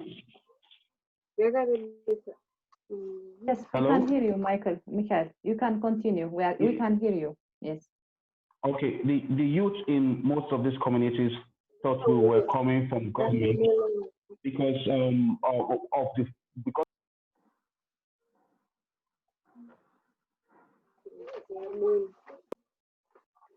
the federal government was issuing out palliative to support people who are vulnerable, and also we ourselves took it up from the 28th of March during the heat of the pandemic to move forward in different regions in Nigeria. Especially, we came across the 1 million youth in Agege. It was online, it was on news, it was on channels. The 1 million youth in Agege, which were protesting and also trying to create chaos in the system due to the lockdown and the idleness activities. So they were looting and also causing havoc in the system. We tried to reach out to the local government chairman in name of Honorable Ganiu Kola, and also indulge him to include youth, particularly in whatever the government is sharing in palliative. Because most of them are conductors, most of them are just normal day-to-day workers and vulcanizers. They just want to keep themselves busy than just staying at home in the course of the lockdown. So that was what the instigation of the 1 million youth drive that happened in Agege. And good enough, we tried to intervene in our own capacity. We reached out to the local government chairman and also tried to put him in a line that youth have to be very, very much active in also the sharing of the palliative, which is coming from the government angle themselves. And that was very helpful in reducing that case in Lagos. Also carrying out our main streamline objective, which is mental health and addiction. We try to reach out, carrying out online campaign from different angles, online challenges and games, and also partner particularly with Mental Aware Nigeria Initiative, which offer a grant for screening, online screening of addiction, and also check to know if people are actually addicted this period. And we got a huge percentage this period of addiction due to the lockdown. And it stressed our work, but due to partnership from Red Cross and also Association of Child Adolescents Psychiatric in Nigeria, we're able to bridge the gap in assisting and counseling most people on methods of ways they can keep themselves distant from engaging into addiction of any manner, especially substance and drug abuse. So finally, during the course of this year, we try to reach out, and also we didn't just give out food items, we sensitize them properly. The sanitizer, the face mask was being produced by us, and it was certified by the NCDC, Nigeria, and the NAFDAC. Also, our face mask came out to be the best, first runner-up, best runner in central Nigeria, which were free giving out to people, and also indulge the stakeholders in carrying out our monitoring and evaluation from the beneficiaries of our program. How do we do that? The stakeholders were involved because they are the people to checkmate actually how this our project is being reached out and the impact towards lives in people. And at the end of the day, we carried out the check and we saw that people and beneficiaries of this project were actually being really enforced this period in order not to create the negative effects of the COVID-19 in our society. Thank you very much. Chukwemeka, thank you so much for those very specific cases of what you are doing in response to the challenges of drug abuse, which you rightly mentioned had gone on up significantly, which you acknowledge had gone on significantly. You're also focusing on issues around mental health and addiction. And I like the point that you raised about partnership with other organizations.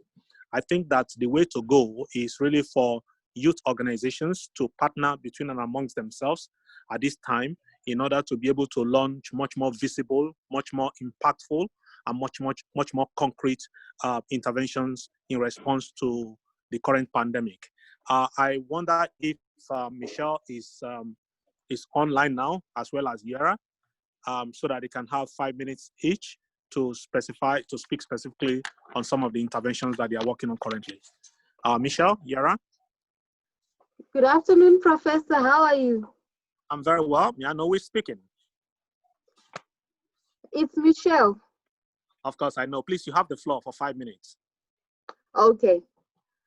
In terms of the innovations which have been available to the Youth Peacebuilders, I think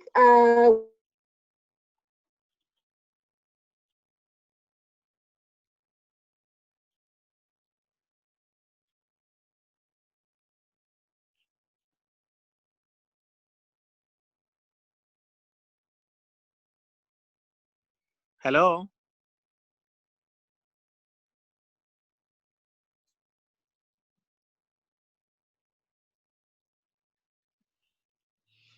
Hello, Michelle? I think we're losing Michelle.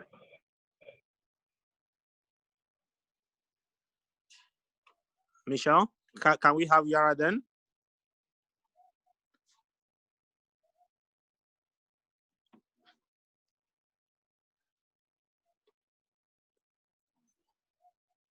Can we have Yara? Michelle?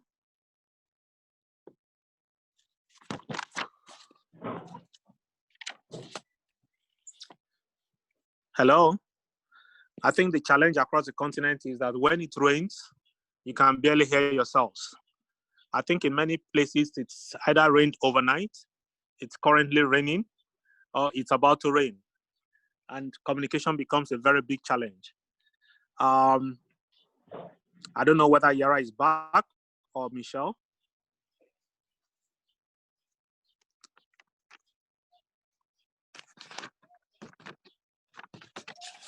Hello? Okay, is it possible? Can I open the floor in case people want to make comments on what we have discussed so far? It looks as if this contribution qui a été apportée jusqu'à présent. Yes, I just need to raise a comment.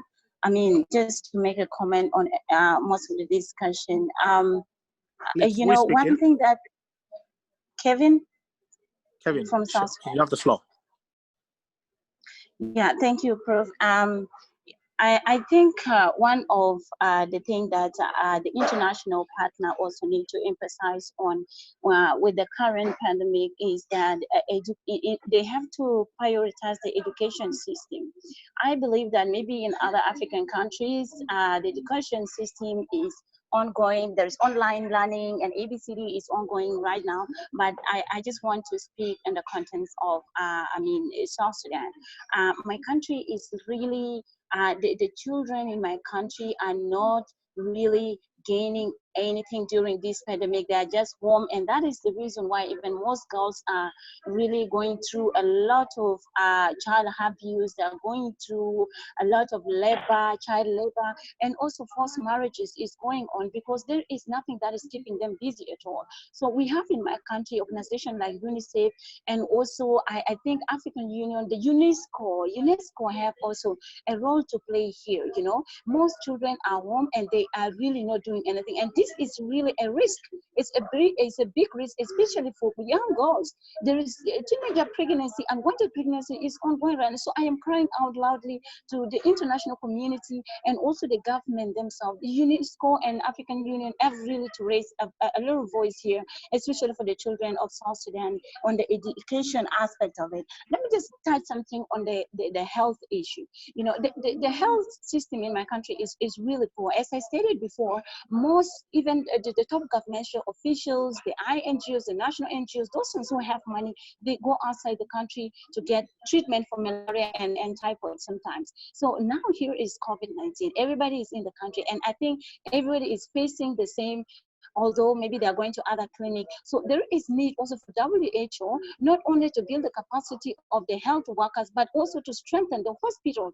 Les agents santé, mais aussi peuvent...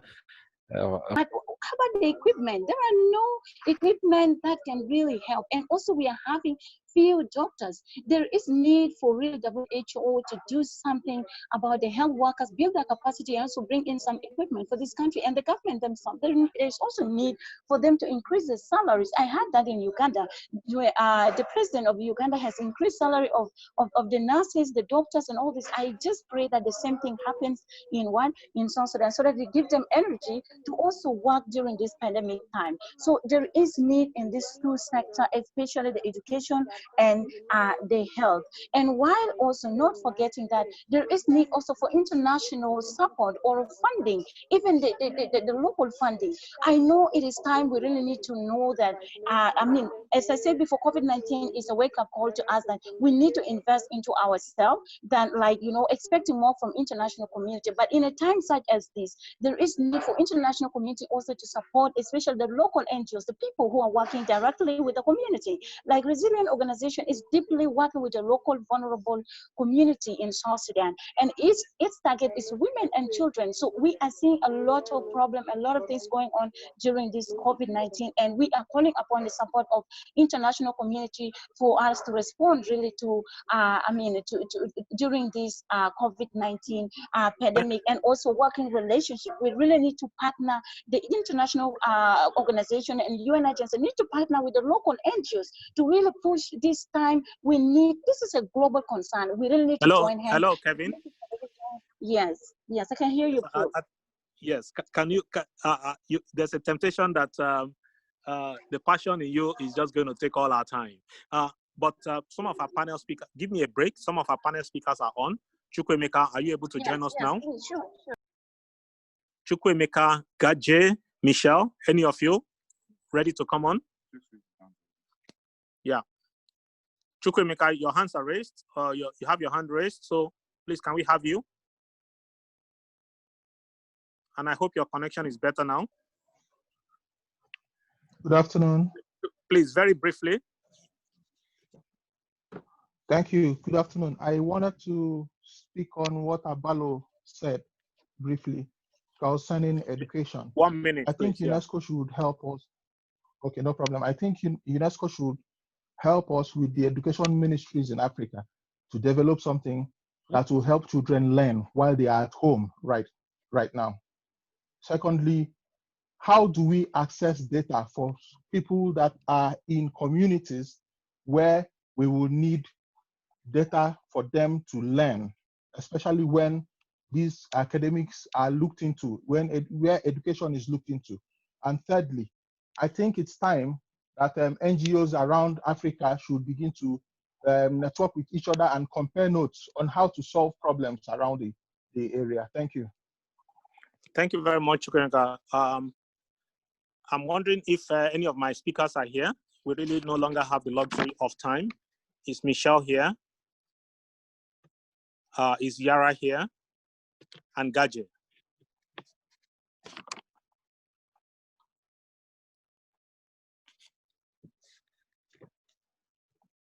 Do any of you here already and able to join us?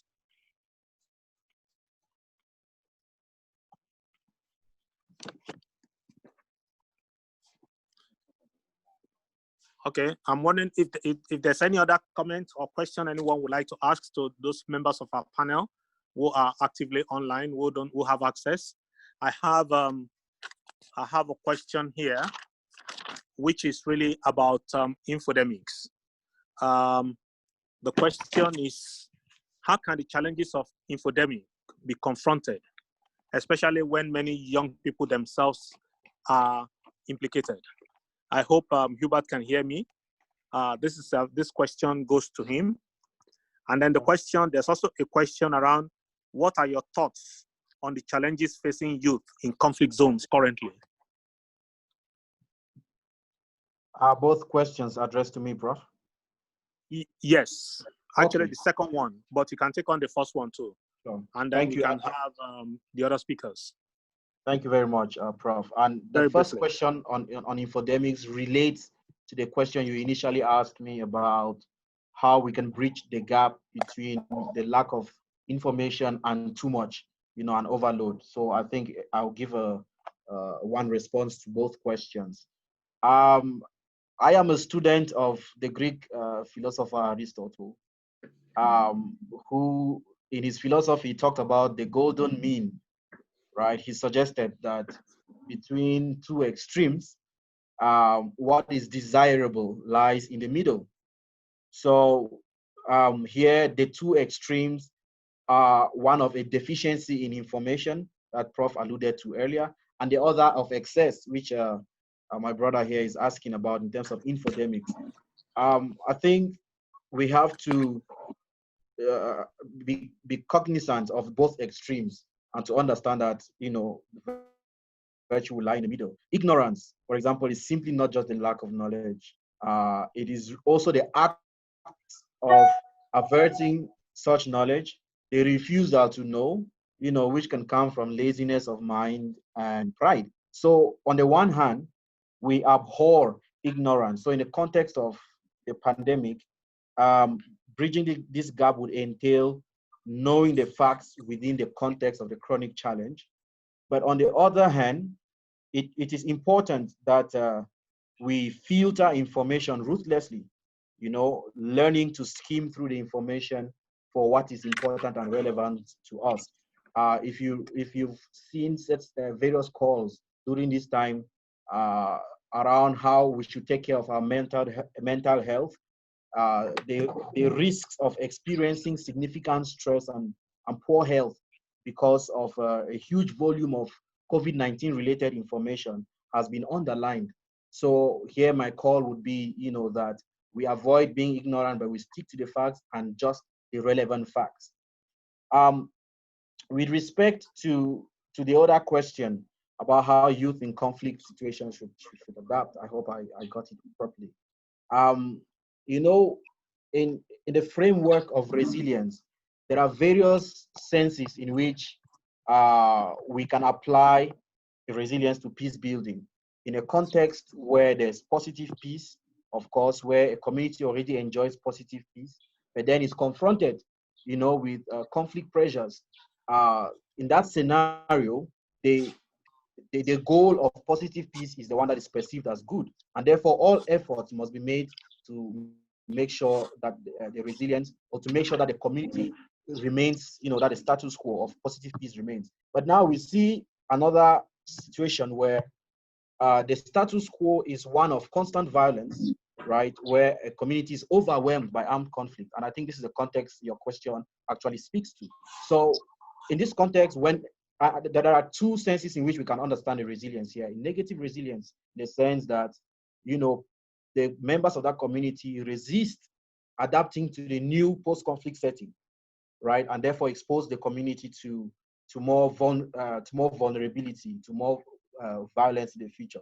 But on the other hand, there's positive resilience, and this is where I'd like to stress my response, that in this context, communities are allowed to embark on trust building, you know, confidence building measures to address the grievances, whatever it is that led to that violent conflict, with a vision really of building patterns of local governance and representation, instead of, you know, recreating those conditions that actually contributed to the violence. So for me, I will link this with my previous response when I said responses to conflict situations like this, using a resilience framework, has to take into consideration various actors. Every actor has got to have a role to play. And if that is not happening, the perspectives for resolving that conflict, some of them which will be very relevant and which usually exist on the grassroots level, will be left out. I hope I offered some clarity to that question. Absolutely. Thank you very much, Hubert. There is no doubt that we face a peculiar challenge. And the person that asked the question actually also said that part of the information overload actually comes from young people themselves. So this is partly a responsibility that we have as youth peace builders, to ensure that what we put in the public domain by way of information, you know, is accurate, is informative, and speaks directly to the realities on ground. I'm wondering if Michael is here. Michael Ojo, do you want to say one or two things? Because we're almost getting to the tail end. We're having very serious issues in terms of connectivity, and I don't want to hold people unduly for too long. Ojo?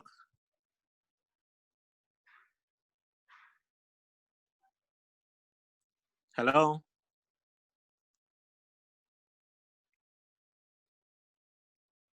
Hello?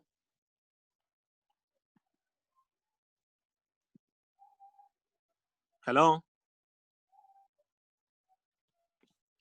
Is any of my panelists on?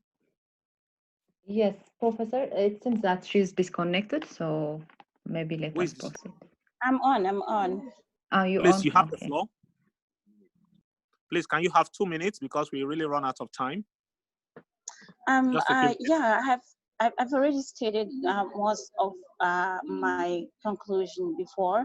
I just want to thank, the organizers for this meeting, and all I need to say for a better resilience, we need, I will repeat again, we have to be flexible as young people and stable at the same time. And also we should really carry a positive emotions and also try our best to communicate and be confident and also be committed to everything that we do, and also have control of ourselves. Most of all, networking. We have to network for a better Africa, and we work together. To the African Union, I only have a word. The communication aspect of it.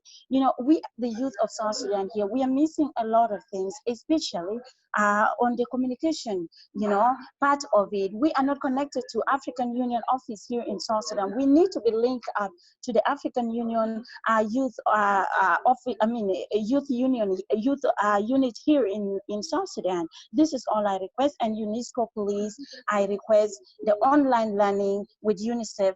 Let it kick off for a better future. If you educate a girl, you educate the world. Thank you, and let's be resilient always. That's a very good way to put it. Thank you very much. If you educate a girl, you educate the world. I think that Gadget is on with us now. Can you take the floor for 2-3 minutes? I hate to not be able to hear you and interesting work you're doing in Togo. Gadget?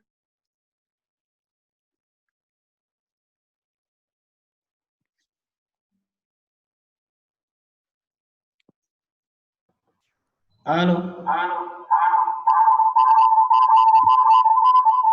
Good morning.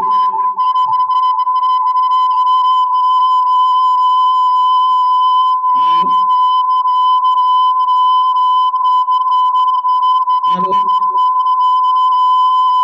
Unfortunately, we cannot continue under this circumstance. Hello. Please, can you turn off your radio?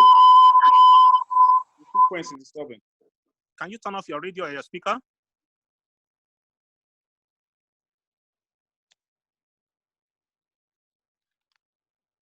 Hello?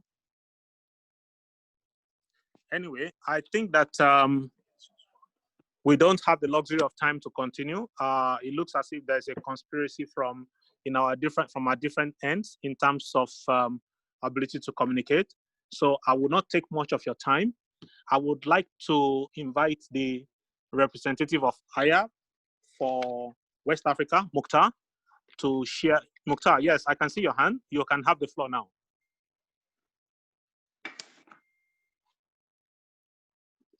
Mukhtar, please, can you go ahead? Yes. Yeah, thanks, Professor Charles. Je pense que merci à Professor Charles. Moi, je vais vous adresser en français. D'abord, je dois ici un peu là. Là, ça marche. Messieurs et mesdames, mes chers frères et sœurs, en vos grades et qualités respectives, bonjour. Je tiens tout d'abord à rendre hommage à nos pères connus et inconnus qui continuent à se mobiliser, à inspirer d'autres dans la lutte contre la COVID-19. Ce ne serait du nouveau pour aucun d'entre nous ici d'entendre que cette épidémie à l'échelle nationale est une addition dangereuse dans plusieurs pays africains. À ma région, qui est la CEDEAO, certains pays traversent déjà des crises multidimensionnelles. Dans de tels contextes, la pandémie de COVID-19 engendre de très grands risques. Risks. And this is one drop too much for many African countries. Conseiller contre de nos croyances traditionnelles et religieuses bien ancrées. Leur application et leur observation ont causé des confrontations souvent violentes et meurtrières. Ces confrontations ont aggravé des conflits existants tout en affaiblissant davantage nos autorités publiques, coutumières et religieuses dans plusieurs zones difficiles d'accès. D'une part, mes chers frères et sœurs, la pandémie impose une réponse de classe mondiale pour éviter un spectre apocalyptique. D'autre part, il est devenu impératif d'africaniser les méthodes de riposte pour préserver et consolider le peu qui reste de nos infrastructures politiques, sécuritaires, sociales, économiques et sanitaires, surtout dans les zones les plus touchées et plus vulnérables.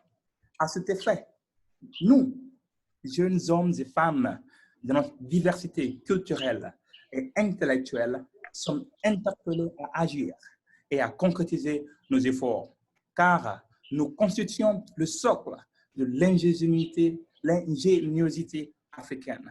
Les discussions enrichissantes durant cette session d'échange et la précédente démontrent davantage l'effet catalyseur d'une telle prise de conscience collective. Mes chers sœurs et frères, COVID-19 présente aussi plusieurs opportunités. Nous savions déjà que toute structure privée ou publique ayant failli à innover et à s'adapter au contexte de la pandémie s'est vue contrainte d'encaisser des pertes souvent fatales. Cela est pareil aussi pour nos initiatives de prévention de l'extrémisme violent, de stabilisation, bref, nos efforts pour faire taire les armes. Nous n'avions pas le privilège d'encaisser des pertes. We cannot lose this battle. D'une de nos communautés en danger. Plus que jamais, nous sommes interpellés à être résilients et à innover pour notre propre bien-être et celle de notre avenir collectif.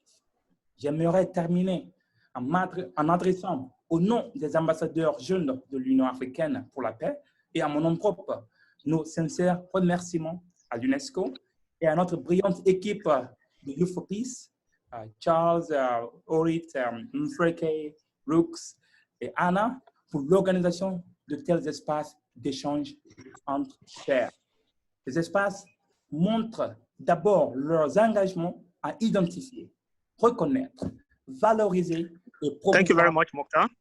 Les voix des jeunes, c'est ce qui nous touche le plus. Je vous remercie.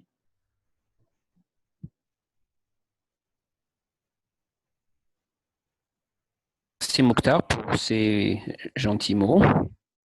Je suis tout à fait d'accord avec vous.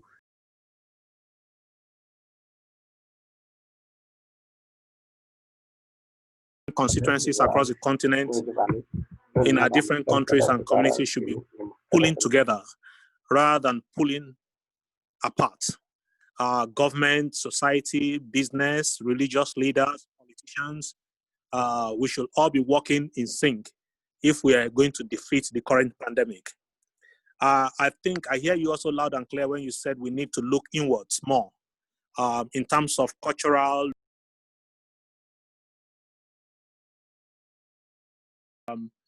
remarks. We're getting towards to the end of this program. I would like to invite the director of IGBA, Dr. Yumiko Yokozeki, to say a few final words. And thereafter, I will invite Dr. Rooks Ako of the African Union Youth for Peace program, Youth for Peace Africa, to say a few words. Then I will also invite our colleagues from GIZ to also say a few words. So we'll do it in that order. Dr. Yokozeki, you have the floor.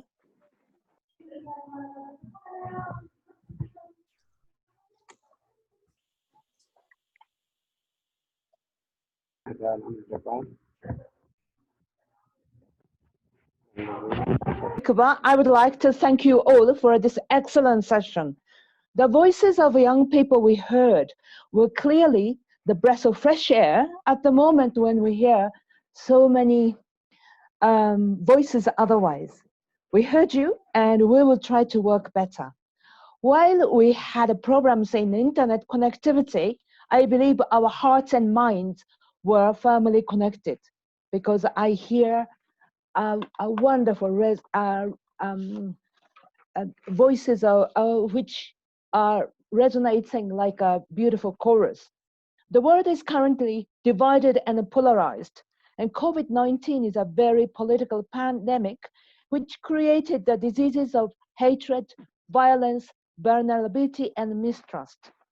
It is the young people's positive resilience which can be a vaccine for this COVID-19, created the pandemic of diseases of our heart and mind. We have to bring trust, capacity to listen to other people, love and peace. And I can assure you that we will be investing in young people even more from now on. The road is bumpy and the trip might not be easy, but we very much would like to work together. So thank you very much again for this opportunity. From the bottom of my heart, I would like to thank you all. Over to you, Professor. Thank you very, very much for those kind words. I agree with you that the road is bumpy, but we will navigate it together. I'm very certain, I'm very sure of that. And I'm looking forward that our young people across the continent will continue to look up to UNESCO ICBA as partner in the collective effort to build peace on the continent. Thank you so much. Next, I'd like to invite Dr. Rooks Akpo of the AU Youth for Peace Program, Africa. Good afternoon, everybody. It's indeed a pleasure to be here to listen to our young peace builders once again. Let me start from the onset by thanking UNESCO ICBA and GIZ for this collaboration with the Youth for Peace Africa to provide this space for our young women and men who are doing wonderful things from the stories we've heard, the experiences from last week and today. It's indeed heartwarming to hear how young men and women are exhibiting their resilience to not only combat the peace and security challenges in their communities, but also to adapt to the current pandemic as a challenge, not solely as a health one, but one that also challenges livelihoods, affects women and young girls particularly, and in many instances also challenges continued social economic existence at the family unit. I think this conversation is the beginning of not just future collaborations between these organizations and more with the young peace builders, but I think it also marks the pragmatism within which we as institutions are also adapting to the way we work and the things we do. This is a current challenge, and as it's been put out there, it's a pandemic with no history, and we are all adapting and in our various ways exhibiting some form of resilience. So these conversations are all about exchanging these ideas, these experiences, to enable us learn from each other on ways to cope and overcome. And overcome, I believe we will. So I just want to thank all members of the panel, Professor Charles Golder, as well as colleagues in UNESCO, GIZ, and of course, my colleagues in the Wire for P Africa program. for having these webinar series. And I want to assure our young peace builders that at the African Union level, we're working hard to ensure that the study as well as the framework on youth peace and security are adopted by the Peace and Security Council, and we will be reaching out to take those forward as and at when due. So once again, I thank you. Thank you very much, Dr. Rooks. We'll be closing in a minute, but I would like to seize this opportunity first and foremost to thank all those who have joined us from different parts of the continent. But I hope that our colleagues from GIZ, I would like them to say a few words, because without them, this event would probably not have taken the beautiful shape it's taking now. So I would like to invite our colleagues from GIZ to say a few words to panelists before I make the close. Thank you, Dr. Charles. I hope you can hear me. First of all, I would like to thank the African Union Youth Program and UNESCO for extending the invitation to GIZ to support this very useful and informative initiative, and creating this platform to hear from the youth on who have been very active on the front lines of the COVID-19 response. So my thanks go to the panelists from last week and this week as well. This has been extremely informative to also help us document the many ways in which they have been active in the response, and also to invite us to build up our resilience, our own resilience as well, and our innovative ways in which we also approach this crisis. I also would like to thank all the panelists for highlighting how critical it has been to put the emphasis on pre-existing challenges such as gender-based violence and service delivery in remote communities, which have been exacerbated by this crisis. So all these issues have now are even more prominent, and there is a general call to all of us to be even more active on these many fronts. So I won't be very long. I would like to thank you once again for all your inputs, and special thanks to Dr. Charles for his excellent facilitation despite the few technical challenges. Thank you very much, Annie, for the kind words. It's always a pleasure collaborating with GIZ on a whole number of issues. And I know for sure that your institution is, really very proactive when it comes to the Youth for Peace initiative across Africa. I want to end by thanking all my speakers, all the speakers that we invited. And I have to apologize to those who, for one reason or the other, because of the communication challenge, could not fully join us. And I do imagine that at this time, you would not really feel very good, but I'm sure that there will be another opportunity. There will be other opportunities to continue to engage you. And in this regard, I am specifically speaking, I've been talking to Michelle, I'm talking to Chukwemeka, I'm talking to Yara, as well as Gaje. I'm sure that there will be many opportunities in the near future to continue to engage. I also would like to thank Hubert. I'd like to thank Kevin. I would like to thank Timmy. And I would like to thank Wayne for joining us for this conversation. One of the most productive things I've done over the last 10 years is really engaging with young people.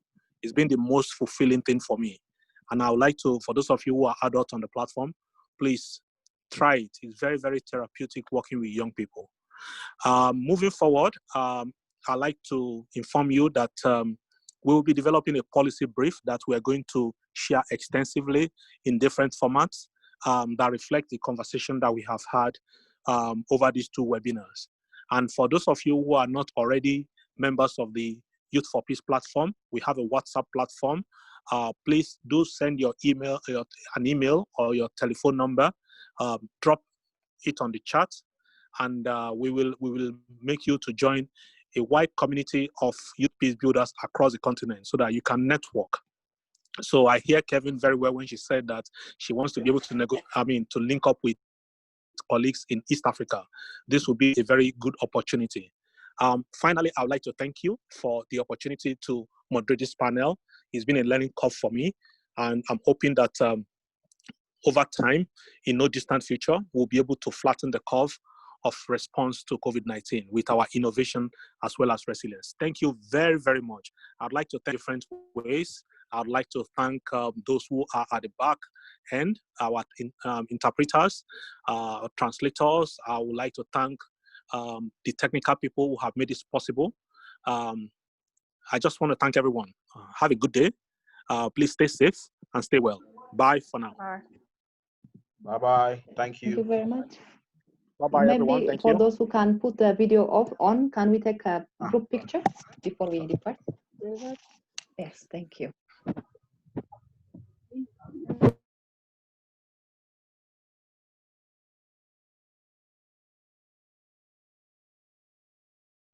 Video for some. Oh, Myself okay. included. I can see some names. I can see some names, and okay. I really can't put my video on. Any particular reason for that? I think the host has stopped it.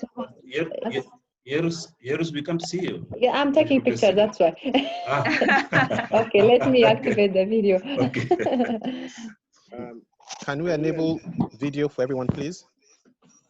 Yes, now you are here. Yes. Now I'm in. Now. Can you? Oh. Oh. Yes. Good. How do you do it? Thank you very much, Professor Charles. That was excellent. Hi. Thank you, Hello. Charles. How are you? Thank you. Fine, Thank you very much. Also, Jerusalem, that was excellent. Thank you very much. Thank you. Thank you, everyone. Thank you. Have a good day. Have you already taken a photo? Yes. Okay, bye-bye. Bye, everyone.